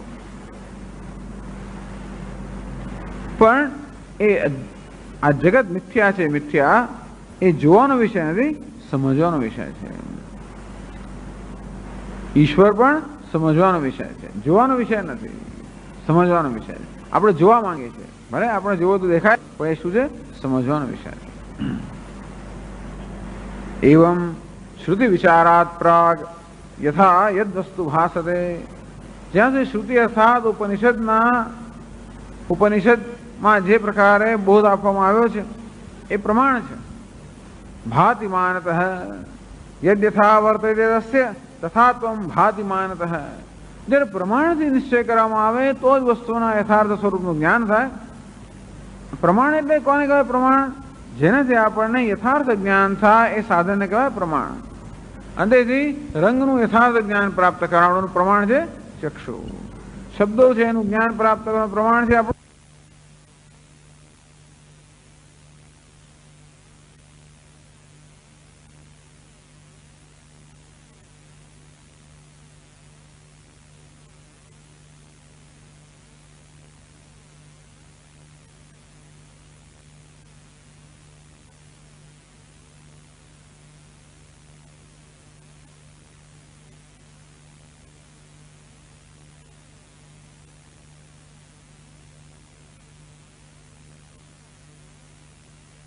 આંખો નહીં, આપણી એકલી બુદ્ધિ પણ નહીં. અંતેથી આ જેવી રીતે શાસ્ત્ર આ જગત પ્રત્યે જુએ છે એ દ્રષ્ટિથી આપણે જગત પ્રત્યે જોઈએ તો જગતની મિથ્યાતા સમજાય એ બુદ્ધિથી. એટલા માટે પહેલા કહ્યું કે વસ્તુના યથાર્થ સ્વરૂપનો નિર્ણય કરવા માટે પ્રમાણની આવશ્યકતા છે. પ્રમાણ અર્થાત પ્રમાકરણમ, યથાર્થ જ્ઞાન ઉત્પન્ન કરનારો. તેવી રીતે આ સત્યનો નિર્ણય કરવા માટે શાસ્ત્ર એ પ્રમાણ છે. એટલે કહ્યું એવમ શ્રુતિ વિચારાત પ્રાગ યથા યદ વસ્તુ ભાસતે, જ્યાં સુધી શ્રુતિની મદદથી આપણે વિચાર ન કર્યો હોય ત્યાં સુધી ભલે આપણે વસ્તુ દેખાતી હોય, સત્ય દેખાતી હોય, આકાશ સત્ય દેખાય, વાયુ સત્ય દેખાય, જગત સત્ય દેખાય, આપણી સત્યતાનો નિર્ણય કરવાનો કઈ ક્રાઇટેરિયન અર્થાત આપણો નિયમ જુદા પ્રકારનો હોય છે. આપણે કોને સત્ય કહીએ? જે વસ્તુ ઉપયોગી હોય ને આપણે સત્ય કહીએ, જે નક્કર હોય ને સત્ય કહીએ, ઉપયોગી હોય ને સત્ય કહીએ. પાણી ઉપયોગી છે અર્થાત એનો ઉપયોગ સિદ્ધ કરે છે. હું પીવું એટલે મારી તરસ छिपाવે છે, માટે પાણી સત્ય છે. પેલું ઝાંઝવાનું જળ છે એ મારી તરસ छिपाવતું નથી કે મને સ્નાન એમાં થઈ શકતું હોય, મારે કેવું છે? મિથ્યા છે. આપણો સત્યનો નિર્ણય છે. અને જગત ઉપયોગી છે માટે કેવું છે? સત્ય છે. તો કેના સત્યનો નિર્ણય ઉપયોગીપણાથી ના થાય. સત્ય કોને કહેવાય? જેનો બાધ ન થાય નામ સત્ય. સત્ય એક જ વ્યાખ્યા છે, જેનો બાધ ન થાય નામ સત્ય. નહીં તો આપણે પેલો સાપ પણ દેખાય છે, દેખાય છે પણ સત્ય છે એવું નહીં, આપણે તો દેખાય ને સત્ય માને લે તો કે નહીં એનો બાધ યોગ્ય છે કે નહીં? તો જયારે પ્રમાણથી નિર્ણય કરીએ ત્યારે સાપનો બાધ થઈ જાય છે. જો સાપનો બાધ ના થાય તો સાપ કેવો છે? સત્ય છે. પણ સર્પનો બાધ થઈ જાય ત્યાં રજ્જુ રહે તો સાપ કેવો છે? મિથ્યા છે, રજ્જુ સત્ય છે. અંતેથી આ જગતની સત્યતાનો નિર્ણય કરવા માટે શાસ્ત્ર પ્રમાણ છે. એટલે કે છે વિચારેણ વિપર્યેતી, જ્યારે આકાશ તત્વના સ્વરૂપ પર વિચાર કરવામાં આવે ત્યારે ત્યાં આકાશ ત્યાં શું છે? સત આવી જાય છે. જેમ આ સર્પના સ્વરૂપ પર વિચાર કરવામાં આવે તો સર્પ છે એ પ્રકારનો ભ્રમ નિવૃત્ત થઈ જાય અને ત્યાં રજ્જુ છે એ પ્રકારનું જ્ઞાન થાય. અંતે રીતે જેના સત્ય માનવામાં આવે છે એ આકાશના સ્વરૂપ પર જ્યારે વિચાર કરવામાં આવે ત્યારે વિપર્યેતી ગગનાદિ ભાવમ પરિત્યજ્ય સદરૂપમ બ્રહ્મૈવ ભવતી. જેને આપણે આકાશ માનીએ છીએ એ બ્રહ્મ બની જાય છે. બ્રહ્મ બની જાય છે એટલે બ્રહ્મરૂપે એનું જ્ઞાન થાય છે કે આ આકાશના રૂપમાં રહેલું બ્રહ્મ છે. જેમ ઘડાના સ્વરૂપ પર વિચાર કરીએ ત્યારે આપણે જ્ઞાન થાય કે આ તો ઘડાના રૂપમાં રહેલી માટી છે. અંતે રીતે આકાશના સ્વરૂપ પર વિચાર કરીએ ત્યારે ખબર પડે કે આ તો આકાશના રૂપમાં રહેલું બ્રહ્મ છે. બસ એટલો જ નિર્ણય. જગતના રૂપમાં રહેલું બ્રહ્મ છે આ નિર્ણય. એવો નિર્ણય થાય શાસ્ત્ર. વિપર્યેતી વિચારેણ વિપર્યેતી તતઃ તચ્ચિંત્યતામ વ્યત. માટે ગ્રંથકાર કહે શિષ્યોને તચ્ચિંત્યતામ વ્યત. આ વ્યત અર્થાત આકાશના સ્વરૂપનું ચિંતન કરવું જોઈએ. શેની મદદથી? શાસ્ત્રની મદદથી. કેમ વિચાર કરવો જોઈએ એ 67મા શ્લોકમાં બતાવે છે.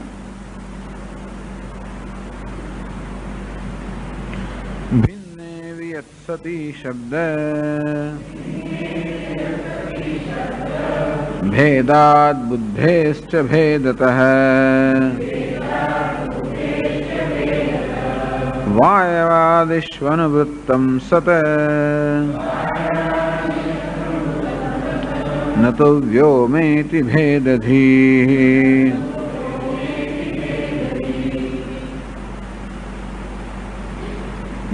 કે જે ભિન્ને વિયત સતી, વિયત એટલે આકાશ.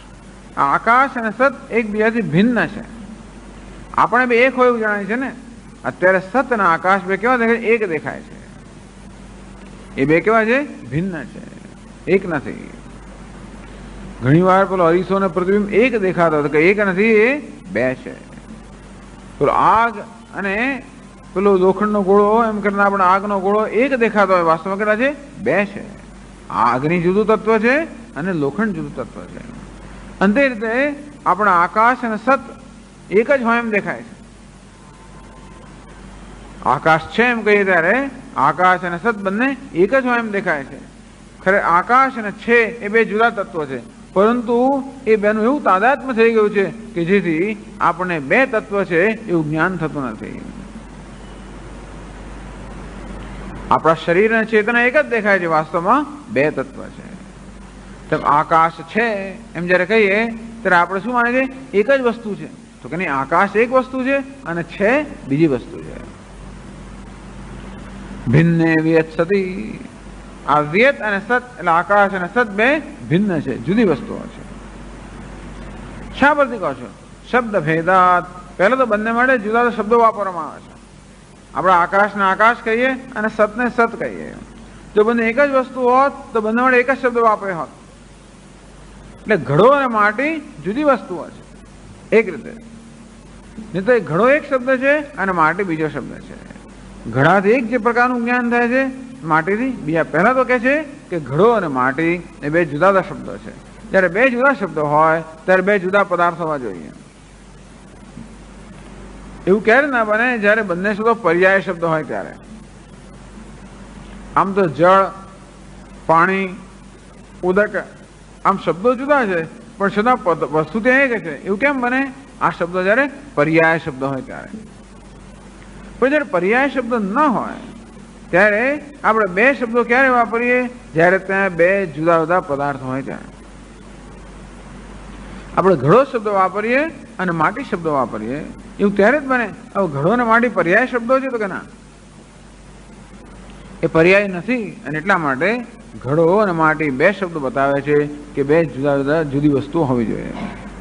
અંતે રીતે આપણે આકાશ શબ્દ વાપરીએ છીએ અને સત શબ્દ વાપરીએ છીએ. હવે સત ને આકાશ પર્યાય શબ્દ નથી, અને માટે આ બે શબ્દોનો પ્રયોગ જ બતાવે છે કે સત એક વસ્તુ છે, આકાશ બીજી વસ્તુ. પણ કોણે કહ્યું કે જો એવું છે ને કે બે જુદા જુદી વસ્તુ હોય તો બેનું જ્ઞાન પણ જુદું થવું છે. ટૂંકમાં દરેક ઘડો છે અને એક વસ્ત્ર છે. આ પર્યાય શબ્દો નથી, બે જુદા શબ્દો છે, અને માટે બે ત્યાં ભિન્ન તત્વો છે. તો ઘડાનું જ્ઞાન થાય અને વસ્ત્રનું જ્ઞાન થાય. ઘડાનું જ્ઞાન જુદું, વસ્ત્રનું જ્ઞાન જુદું. એ બંને જ્ઞાન પણ જુદા હોવા જોઈએ. તો કે હા, બંને જ્ઞાન પણ જુદા છે. એટલે કયું? બુદ્ધેશ્ચ ભેદતઃ. એક સત બુદ્ધિ છે અને બીજી આકાશ બુદ્ધિ છે. શંકરાચાર્યજી ગીતામાં સરસ સમજાવે છે કે ઘડો, આ ઘડામાં આપણે જ્યારે ઘડામાં બે બુદ્ધિ સમાયેલી છે. ઘડાને જ્યારે જોઈએ ત્યારે ખરેખર બે વસ્તુને આપણે જોતા હોઈએ કે ઘડાના જ્ઞાનમાં બે તત્વનું જ્ઞાન સમાયેલું છે. એ કઈ? ઘટ બુદ્ધિ અને બીજી સદ મૃત બુદ્ધિ. ઘટ બુદ્ધિ, મૃત બુદ્ધિ. ઘડાનું જ્ઞાન અને જોડે જોડે માટીનું પણ જ્ઞાન. એટલે ઘડો અને માટી, ભલે આપણને ઘડો અને માટી એક જ દેખાતા હોય પણ ખરેખર આપણા મનમાં આ બે પ્રકારના ખ્યાલ ઉત્પન્ન થાય, માટીનો ખ્યાલ અને ઘડાનો ખ્યાલ. શા પરથી કહો છો? કારણ કે જો ઘડાને તોડી નાખવામાં આવે તો ઘડાનો ખ્યાલ જતો રહે પણ માટીનો ખ્યાલ જતો રહેતો નથી. પછી શું ખ્યાલ રહે છે? માટીનો ખ્યાલ અને ઠીંકરાનો ખ્યાલ. એ ઠીંકરા પર તોડી નાખવામાં આવે તો ઠીંકરાનો ખ્યાલ જતો રહે પણ માટીનો ખ્યાલ જતો નથી. માટીનો ખ્યાલ અને કાંકરાનો ખ્યાલ. એ કાંકરાને પણ ચૂર્ણ કરવામાં આવે તો કાંકરાનો ખ્યાલ જતો રહે પણ માટીનો ખ્યાલ જતો ન રહે. માટીનો ખ્યાલ અને ચૂર્ણનો ખ્યાલ. અને આ માટીનો ખ્યાલ અનુવૃત્ત છે. પરંતુ એક ખ્યાલ છે અને બીજો ઘડાનો ખ્યાલ કે ઠીકરાનો ખ્યાલ કે એનો ખ્યાલ. આમ બે ખ્યાલ કે બે પ્રકારની બુદ્ધિ રહેલી છે. બુદ્ધિ અથવા ખ્યાલ. અંતે રીતે આપણે આકાશ છે એમ જ્યારે કહીએ છીએ ત્યારે ત્યાં બે ખ્યાલ રહેલા છે, આકાશનો ખ્યાલ અને છેનો ખ્યાલ કે સતનો ખ્યાલ. અને તેથી આકાશ બદલાયા કરે છતાં પણ પેલું સતનો ખ્યાલ બદલાતો નથી. એ કહે છે બીજી લાઈનમાં, વાયવાદિશુ અનુવૃત્તમ સત.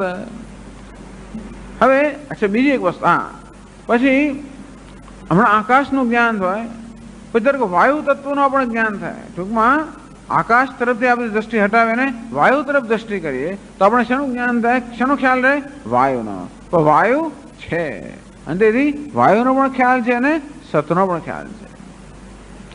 એમાંથી હટાવીને આપણું ધ્યાન અગ્નિ તત્વ તરફ લઈ જઈએ તો અગ્નિ છે, ત્યાં વાયુનો ખ્યાલ હટી ગયો, બીજો કયો ખ્યાલ આવ્યો, અગ્નિનો. પેલો ખ્યાલ હટ્યો નથી, કયો ખ્યાલ, સતનો ખ્યાલ હટ્યો નથી. અનેક બધા અલંકારો હોય, સુવર્ણમાંથી બનેલા હોય તો બંગડીનો જ્યારે ખ્યાલ હોય ત્યારે સુવર્ણનો પણ ખ્યાલ છે અને બંગડીનો પણ ખ્યાલ છે. એ બંગડી પછી આપણું ધ્યાન બુટ્ટી પર જાય તો બંગડીનો ખ્યાલ જતો રહ્યો, બુટ્ટીનો ખ્યાલ આવ્યો, પણ સોનાનો ખ્યાલ તો રહ્યો જ. એટલે કહીએ છીએ કે સોનું એક વસ્તુ છે, બંગડી બીજી વસ્તુ છે. સોનું એક વસ્તુ છે, બુટ્ટી બીજી વસ્તુ છે. કારણ કે બે શબ્દો પણ જુદા છે અને જોડે જોડે એ બેના ખ્યાલ પણ જુદા છે. બુદ્ધિશ્ચ ભેદતઃ, બુદ્ધિ અર્થાત ખ્યાલ, એ બંનેના ખ્યાલ પણ જુદા જુદા છે. વાયવાદિશુ અનુવૃત્તમ સત. આ સત એટલે કે છે, એ આકાશ છે, વાયુ છે, અગ્નિ છે, જળ છે, પૃથ્વી છે. આમ છે જે છે એ અનુવૃત્તમ અર્થાત એ દરેક દરેકમાં છે. નતું વ્યોમાં, જ્યારે વાયુમાં આકાશ નથી અર્થાત વાયુનો ખ્યાલ આકાશના ખ્યાલથી ને ખસેડી મૂકે તો વાયુ વળી પાછો અગ્નિમાં નથી. આમ આકાશ, વાયુ, અગ્નિ એ બધાના ખ્યાલ એકબીજાને ખસેડી મૂકે. જ્યારે સત કે છે એનો ખ્યાલને કોઈ દૂર કરતો નથી. એ બધું કહે છે કે સતનો ખ્યાલ એક ખ્યાલ છે.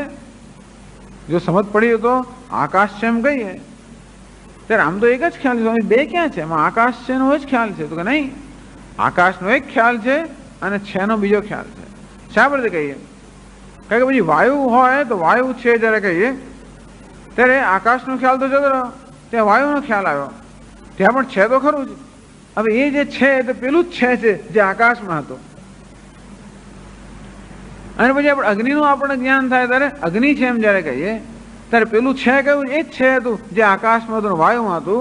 જ્યારે આકાશનો ખ્યાલ જતો રહ્યો, વાયુનો ખ્યાલ જતો રહ્યો, અગ્નિનો ખ્યાલ આવ્યો.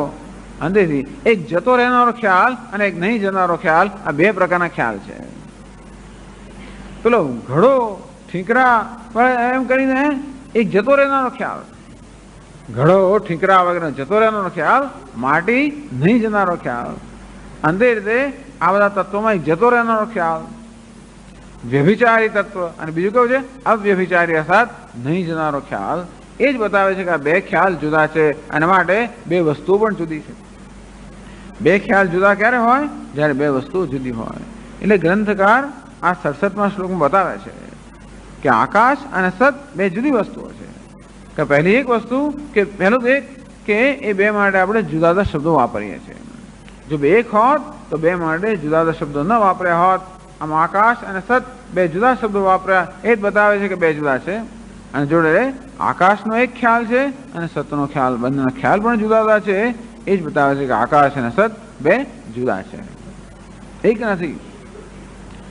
આવું કેમ કહેવું પડ્યું, કારણ કે આપણે એક દેખાય છે એટલા માટે. હવે બુદ્ધિમાં બેને જુદા કરીને દેખાડવા માંગે છે. વિવેક કોને કહેવાય, બે વસ્તુ જ્યારે ભેગી થઈ ગઈ હોય ત્યારે એને છૂટી પાડવી. પાછ છૂટી પાડવું બોલું દાળ અને ચોખાને છૂટા પાડવા જેવું નથી. એ તો આપણે ભૌતિક રીતે છૂટા પાડી શકીએ. આ ક્યાં છૂટું પાડવાનું છે, બુદ્ધિમાં છૂટું પાડવાનું છે. એટલા માટે જરા થોડી કઠિન વસ્તુ છે. એટલે શંકરાચાર્ય ગીતામાં એમ પણ કહ્યું કે ઘડાને માટીનું દ્રષ્ટાંત આપ્યું કે બે ખ્યાલ રહેલા છે, ઘડાનો ખ્યાલ ને માટીનો ખ્યાલ. અંતે રીતે આપણે ઘડો છે, વસ્ત્ર છે, હાથી છે એમ જ્યારે કહીએ, સનઘટ, સનપટ, સનહસ્તી, ઘડો છે, વસ્ત્ર છે, હાથી છે, એમાં પણ એક બદલાતો ખ્યાલ છે અને એક નહીં બદલાતો ખ્યાલ. આ ઘડો, વસ્ત્ર, હાથી આ બધા બદલાતા ખ્યાલ છે. જ્યારે છે સત એ નહીં બદલાતો ખ્યાલ છે. એક વ્યભિચારી બદલાતો એટલે વ્યભિચારી, નહીં બદલાતો તો અવ્યભિચારી. એક વ્યભિચારી ખ્યાલ છે, બીજો અવ્યભિચારી ખ્યાલ છે. અંતેથી બે જુદા જુદા છે.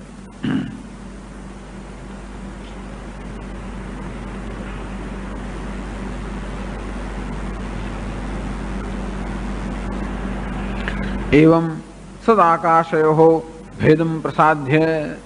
આ રીતે બતાવ્યું કે સત અને આકાશ બે કે છે ભિન્ન છે, જુદા છે, એક નથી. આ લોકો શું કરે વેદાંત લોકો, જયારે આપણે એક કહેતા હોય ત્યારે જુદા કહે, આપણે જુદા કહીએ ત્યારે એક કહીને બે ઉભા રહે પાછા. પણ અત્યારે આપણે એક માનીએ છીએ આકાશ ને સતને, અને એટલા માટે બતાવે છે કે બે કેવા છે, જુદા છે. સ્વામીજી તમે બે જુદા કહો છો, તમે દ્વૈતની વાત કરો એવું તમે કહેશો તો પછી સિદ્ધ કરશો કે બે એક છે, પણ એવું નથી. પણ બે જુદા પણ છે અને છતાં જુદા નથી. આ જ એક રહસ્ય છે. મત્સ્થાને સર્વભૂતાની ન ચાહમ તેષુ અવસ્થિત ન ચ મત્સ્થાને ભૂતાની. ઈશ્વર મારામાં છે, હું એમનામાં નથી. બે છે અને છતાં પણ બે નથી.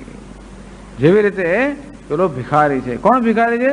પેલો અભિનેતા, જેને ભિખારીનો વેશ પહેરેલો છે. અભિનેતા અને ભિખારી જુદા છે, ખરા કે નહીં? અભિનેતા અને ભિખારી જુદા છે કે નહીં? કારણ કે ભિખારી છે ત્યારે પણ અભિનેતા તો છે, ભિખારી નથી ત્યારે પણ અભિનેતા છે. એ બેમાં પણ એક અવ્યભિચારી ખ્યાલ અને બીજો વ્યભિચારી ખ્યાલ. અભિનેતાનો ખ્યાલ કેવો છે? અવ્યભિચારી. એ વળી પાછો પેલા રાજાનો વેશ ધારણ કરે તો ભિખારીનો ખ્યાલ જતો રહે. ત્યાં કયો ખ્યાલ આવ્યો? રાજાનો. એ વળી પછી ત્રીજો વેશ ધારણ કરે તો ત્યાં આગળ પ્રધાન આવી ગયો, એ રાજાનો ખ્યાલ જતો રહ્યો, પ્રધાનનો ખ્યાલ આવ્યો. એક ખ્યાલ કેવો છે? અવ્યભિચારી. બીજો ખ્યાલ કેવો છે? વ્યભિચારી. આ બે છે, બે કહેવાય છતાં બે એકદમ બે નથી. કેમ નથી બે? કારણ કે એક ખ્યાલ સ્વતંત્ર છે, બીજો ખ્યાલ પરતંત્ર છે. અર્થાત જે ભિખારીનો ખ્યાલ છે એ કેવો છે? પેલા અભિનેતાના ખ્યાલ પર આધારિત છે. અભિનેતાનો ખ્યાલ ન હોય તો ભિખારીનો ખ્યાલ ન હોઈ શકે. અર્થાત ભિખારી અભિનેતા વગર ન હોઈ શકે. પેલો રાજા અભિનેતા વગર ન હોઈ શકે, પ્રધાન અભિનેતા વગર ન હોઈ શકે. માટે આપણે શું કહીએ કે આ ભિખારી, આ હું પહેલેથી આ બધું કહી દઉં છું. આ તો ઘણા શ્લોકોમાં કહેવામાં આવે છે, પણ કારણ કે તમને કે શું કહે છે એટલે પછી ખબર પડી જાય આપણને કે શું કહેવા માંગે છે. કે ભિખારી, આ રાજા, આ પ્રધાન કેવા છે? વ્યભિચારી ખ્યાલો. શેના પર આધારિત છે? અભિનેતાના ખ્યાલ પર, અવ્યભિચારી ખ્યાલ પર. અંતેથી આપણે શું કહીએ? એ બધા અધ્યારોપિત છે.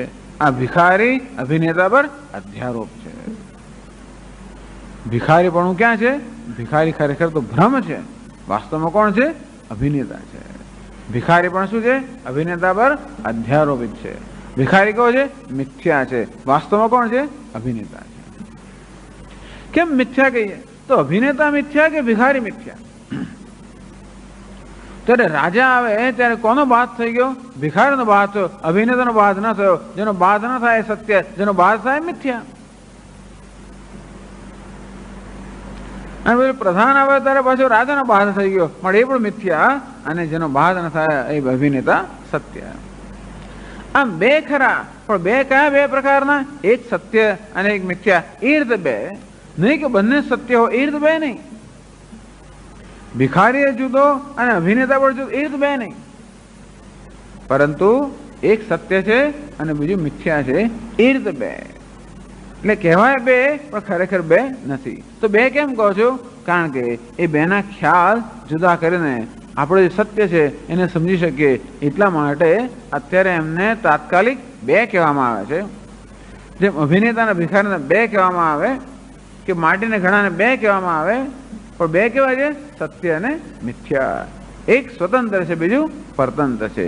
એક અધિષ્ઠાન છે, બીજું અધ્યારોપ છે. એક સત્ય છે, બીજું મિથ્યા છે. એ રીતે બે જુદા. એવમ સદાકાશયો ભેદમ પ્રસાધ્ય. આમ સત અને આકાશ બે ભિન્ન ભિન્ન છે એ પ્રકારના બંનેનો ભેદ એમણે સિદ્ધ કર્યો. વ્યોમ્ન સત્તાયતિ ભ્રાંત્યા પ્રતીતસ્ય ધર્મધર્મી ભાવસ્ય વિચારણ વ્યત્યમ દર્શયતિ. હવે આપણે એમ કે ભિખારી સાચો છે, આપણે ભિખારી આપણે શું લખાય? ભિખારી સાચો છે. ભિખારી સાચો છે કે નહીં એનો નિર્ણય કરવા માટે નક્કી કરવું પડે કે કોણ ધર્મ છે અને કોણ ધર્મી છે. તો ભિખારી ધર્મ છે કે અભિનેતા ધર્મ છે એ કેમ નક્કી થાય? તરત નક્કી ના થાય. તો પછી પેલો બીજો વેશ પહેરીને જયારે આવે, એ રાજાનો વેશ પહેરીને જયારે આવે ત્યારે ખબર પડે કે અભિનેતા રાજામાં પણ છે, જયારે ભિખારી રાજામાં નથી. વળી પ્રધાનનો વેશ પહેરીને આવે ત્યારે ખબર પડે કે પેલો અભિનેતા પ્રધાનમાં પણ છે, જ્યારે રાજા કે ભિખારી પ્રધાનમાં નથી. અંતેથી આ ભિખારી અને રાજા અને પ્રધાન એ બધાની વ્યાપકતા મર્યાદિત છે, જ્યારે ભિખારી સર્વમાં વ્યાપ્ત છે, એની વ્યાપકતા વધારે છે. અભિનેતાની વ્યાપકતા અધિક છે, એ દરેકમાં વ્યાપ્ત છે, જ્યારે ભિખારી કે રાજા કે પ્રધાનની વ્યાપકતા એવી છે મર્યાદિત છે. જેની વ્યાપકતા વધારે હોય એનું અધિક સ્થાન કહેવાય ને, જેનું અધિક સ્થાન હોય ને અધિષ્ઠાન કહેવાય. અધિષ્ઠાન કોને કહેવાય? અધિક સ્થાન ધરાવે છે તે. જેનું સ્થાન મર્યાદિત હોય ને શું કહેવાય? અધ્યારોપ કહેવાય. અથવા તો અધિક જેનું સ્થાન હોય કે અધિક જેની વ્યાપકતા હોય એને ધર્મી કહેવાય, અને એને જેની મર્યાદિત વ્યાપકતા હોય એને ધર્મ કહેવાય. ધર્મ બદલાયા કરે, ધર્મી બદલાય નહીં. ધર્મની મર્યાદા વ્યાપકતા મર્યાદિત છે, ધર્મની વ્યાપકતા જે બધા અલંકાર ને સોનું. તો બંગડી શું છે? ધર્મ છે. સુવર્ણ શું છે? ધર્મી છે. બંગડીની વ્યાપકતા એક નામ રૂપ પૂરતી મર્યાદિત છે, જ્યારે સુવર્ણની વ્યાપકતા સર્વનામ રૂપમાં છે. આના માટે સુવર્ણ શું છે? ધર્મી છે, અને બંગડી શું છે? ધર્મ છે. એવું આપણે હવે આકાશ ને સત એ બેમાં ધર્મી કોણ અને ધર્મ કોણ એ નક્કી કરવા માંગે છે. હવે એવમ સદા, હવે તો બધાને ઉત્તર આવડી ગયો, પણ આપણે એમનાથી આગળ છે, આપણે ગ્રંથકારથી આગળ છે. એવમ સદ આકાશયો ભેદમ પ્રસાધ્ય, પહેલા તો એમણે સત અને આકાશ ભેદ ભિન્ન છે એવું એમણે સિદ્ધ કર્યું કે બંને શબ્દો જુદા છે, બંનેના ખ્યાલ પણ જુદા છે. વ્યોમ ન સત્તાયથી ભ્રાંત્યા પ્રતીતસ્ય, આપણે એમ કે આ તો ભિખારી છે એ પ્રકારની આપણે ભ્રાંતિ થઈ હોય તો એ ભ્રાંતિ માંથી મુક્ત કરવા માટે આપણને કહેવામાં આવે કે આ ભિખારી ધર્મ છે કે ભિખારી ધર્મી છે. જો સિદ્ધ કરવામાં આવે કે ભિખારી ધર્મ છે તો આપણે ખબર પડે કે નહીં, આ ભિખારી નથી, આ તો ભિખારીના વેશમાં રહેલો અભિનેતા છે. એનું નામ ભ્રાંતિની નિવૃત્તિ થઈ. આપણે ભિખારી સત્ય માની તો શું કહેવાય? ભ્રાંતિ છે. ભિખારી ને અભિનેતા એક જ દેખાય છે, બેનું લમ્પિંગ ટુગેધર એક દેખાય છે. એ બેને જુદા કરવાની જરૂર છે. એક સત્ય છે અને બીજું મિથ્યા છે. અંતેથી ધર્મ ધર્મ ભાવસ્ય વિચારણ વ્યત્યમ દર્શયતી. અત્યારે આપણે આકાશ સાચું લાગે છે એટલે આકાશની સત્તા હોય એવું આપણે અત્યારે જણાય છે. ત્યારે હવે ગ્રંથ એટલે સત્તા જાણે ધર્મ હોય અને આકાશ ધર્મી હોય એવું આપણે અત્યારે પ્રતીત થાય છે. એટલે ગ્રંથકાર સિદ્ધ કરવા માંગે છે કે નહીં ભાઈ, આકાશ ધર્મી નથી, આકાશ ધર્મ છે અને સત ધર્મી છે. એ બધી હા, ધર્મી આશ્રય કારણ, સતમાં આશ્રય, ધર્મ આશ્રય.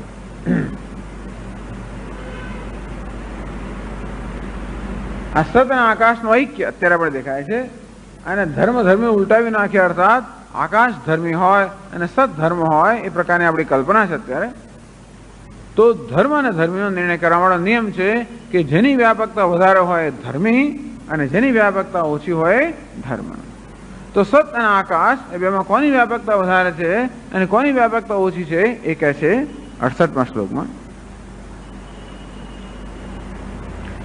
સદ્વસ્ત્વધિક વૃત્તિત્વાદ, સદ્વસ્ત્વધિક ધર્મિ વ્યોમ્નસ્તુ ધર્મતા,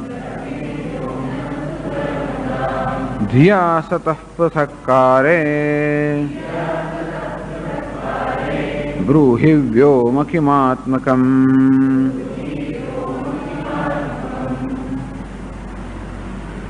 હવે આ જાણે કે બહુ સ્પષ્ટ છે, છતાં પણ બોર્ડ પર લખી દઈશું એટલે ખ્યાલ આવી જશે.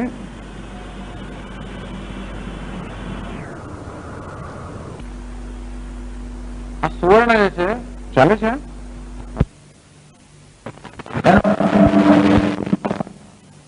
એનો પીળો રંગ હોય એમાં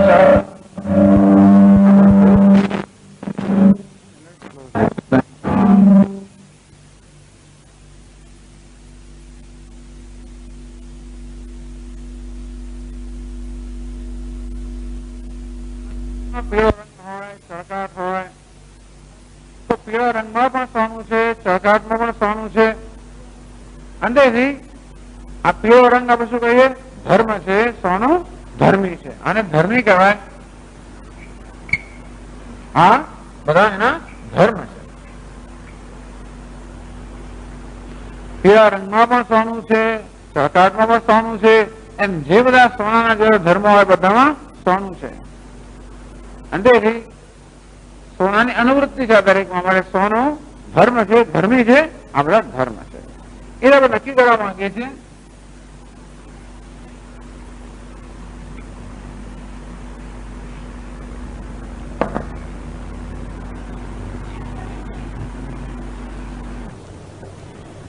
છે એમ જયારે કહીએ એટલે કે સત, એ નક્કી કરવા માંગે છે કે આકાશ ધર્મ છે કે સત ધર્મ છે, કયું ધર્મ છે, કયું ધર્મી છે. તો એક નિયમ છે કે જે વ્યાપક હોય,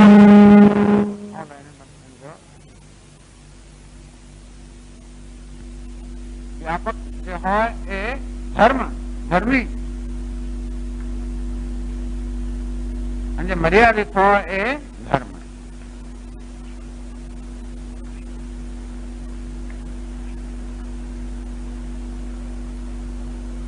હવે આ જે છે અથવા સત એ આકાશમાં પણ છે, વાયુમાં પણ છે, અગ્નિમાં છે. આ છે બધામાં છે. જયારે આકાશ વાયુમાં નથી, વાયુ આકાશમાં નથી, વાયુ અગ્નિમાં નથી. માટે આકાશ કેવું છે? મર્યાદિત છે. આકાશની વ્યાપકતા માત્ર આકાશમાં છે, વાયુમાં નથી, અગ્નિમાં નથી. જયારે સતની વ્યાપકતા આકાશમાં છે, વાયુમાં છે, અગ્નિમાં છે. અને માટે અંતેથી વ્યાપકતા વધારે કોની છે? સતની છે. અને કોની વ્યાપકતા મર્યાદિત છે? આકાશની. અને માટે આમાં કોણ ધર્મ છે? આકાશ ધર્મ છે, અને સત શું છે? ધર્મી છે.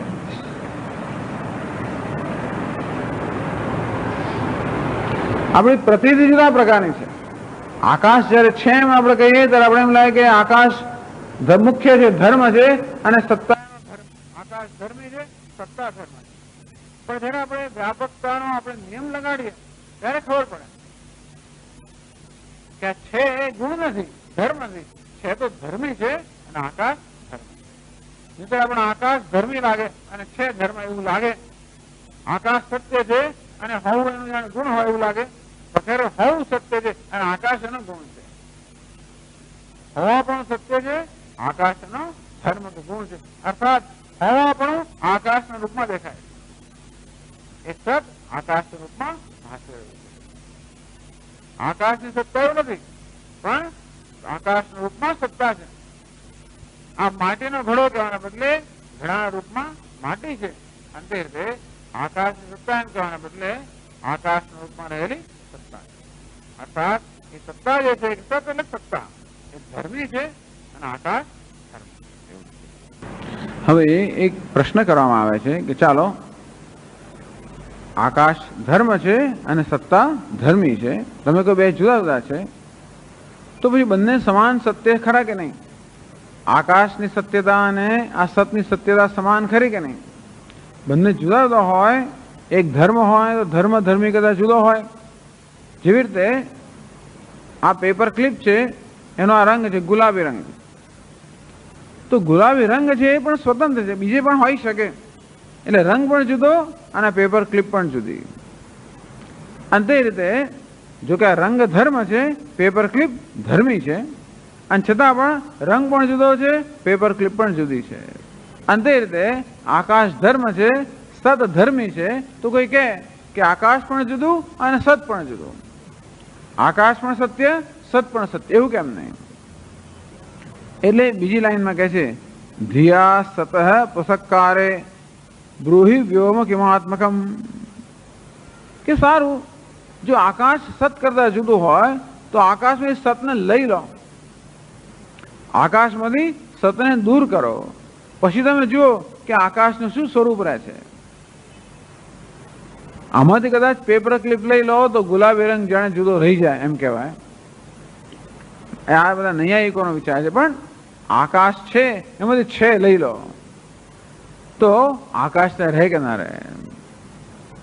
ધિયા સતઃ પૃથક્કારે બ્રૂહિ વ્યોમુખીમાત્મકમ, તમે જ અમને કહો કે આકાશનો શું આત્મા રહે, અર્થાત આકાશનું શું સ્વરૂપ ત્યાં આગળ રહે. જો એમાંથી સતને લઈ લેવામાં આવે, છેને લઈ લેવામાં આવે તો ત્યાં આકાશનું શું સ્વરૂપ રહે? કોઈ સ્વરૂપ રહે જ નહીં. અર્થાત કહ્યું એ પ્રમાણે આ ભિખારી છે તો તમે એમ કહો છો ભિખારી એક છે અને અભિનેતા બીજો છે, તો ભિખારી ધર્મ છે, અભિનેતા ધર્મી હોય તો ધર્મ અને ધર્મી જુદા હોવાને કારણે આ ભિખારી અભિનેતા કદાચ જુદો ખરો કે નહીં? તો એ નક્કી કરવા માટે તમે કહો કે આ ભિખારીમાંથી અભિનેતાને લઈ લો તો ત્યાં શું રહે? કશું જ ના રહે. કારણ કે ભિખારીનો આત્મા કોણ છે? અભિનેતા. એ લઈ લેવામાં આવે તો ત્યાં કશું ના રહે. અંતે રીતે આકાશમાંથી સતને લઈ લેવામાં આવે તો ત્યાં કશું બચે નહીં. અંતેથી આ સત કેવું છે? સત્ય છે, આકાશ મિથ્યા છે. ટૂંકમાં સત વગર આકાશના સ્વરૂપનું નિરૂપણ થઈ શકે જ નહીં. આકાશનું નિરૂપણ ના થઈ શકે. સત્ય અને મિથ્યા એ પ્રકારના બે વચ્ચે સંબંધ એ સ્થાપિત કરે છે.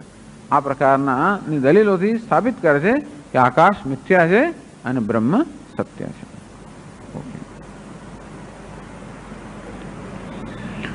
ઓમ પૂર્ણમદઃ પૂર્ણમિદં પૂર્ણાત પૂર્ણમુદચ્યતે પૂર્ણસ્ય પૂર્ણમાદાય પૂર્ણમેવાવશિષ્યતે. ઓમ શાંતિ શાંતિ શાંતિ. શંકરં શંકરાચાર્યં કેશવં બાદરાયણં સૂત્રભાષ્યકૃતૌ વંદે ભગવन्तૌ પુનઃ પુનઃ.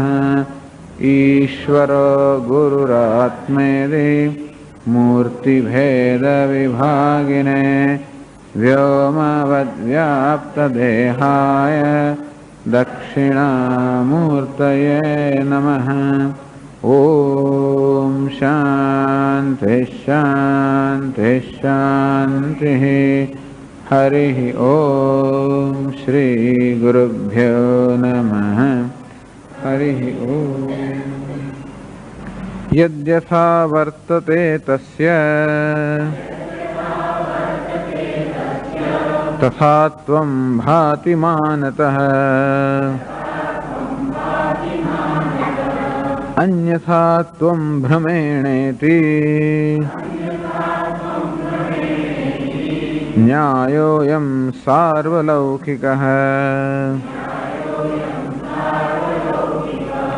એવં શ્રુતિવિચારાत् પ્રાગ યથા યદ્વસ્તુ ભાસતે વિચારેણ વિપર્યેતિ તતસ્તચ્ચિન્ત્યતાં વિયત. ભિન્ને વિયત્સતિ શબ્દ ભેદાદ બુદ્ધેશ્ચ ભેદતઃ. વાયવાદિષ્વનુવૃત્તં સત ન તો વ્યોમેતિ ભેદધીઃ. સદ્વસ્ત્વધિકવૃત્તિત્વાદ્ ધર્મે વ્યોમ્નસ્તુ ધર્મતા. ધિયા સતઃ પૃથક્કારે બ્રૂહિ વ્યોમ કિમાત્મકમ.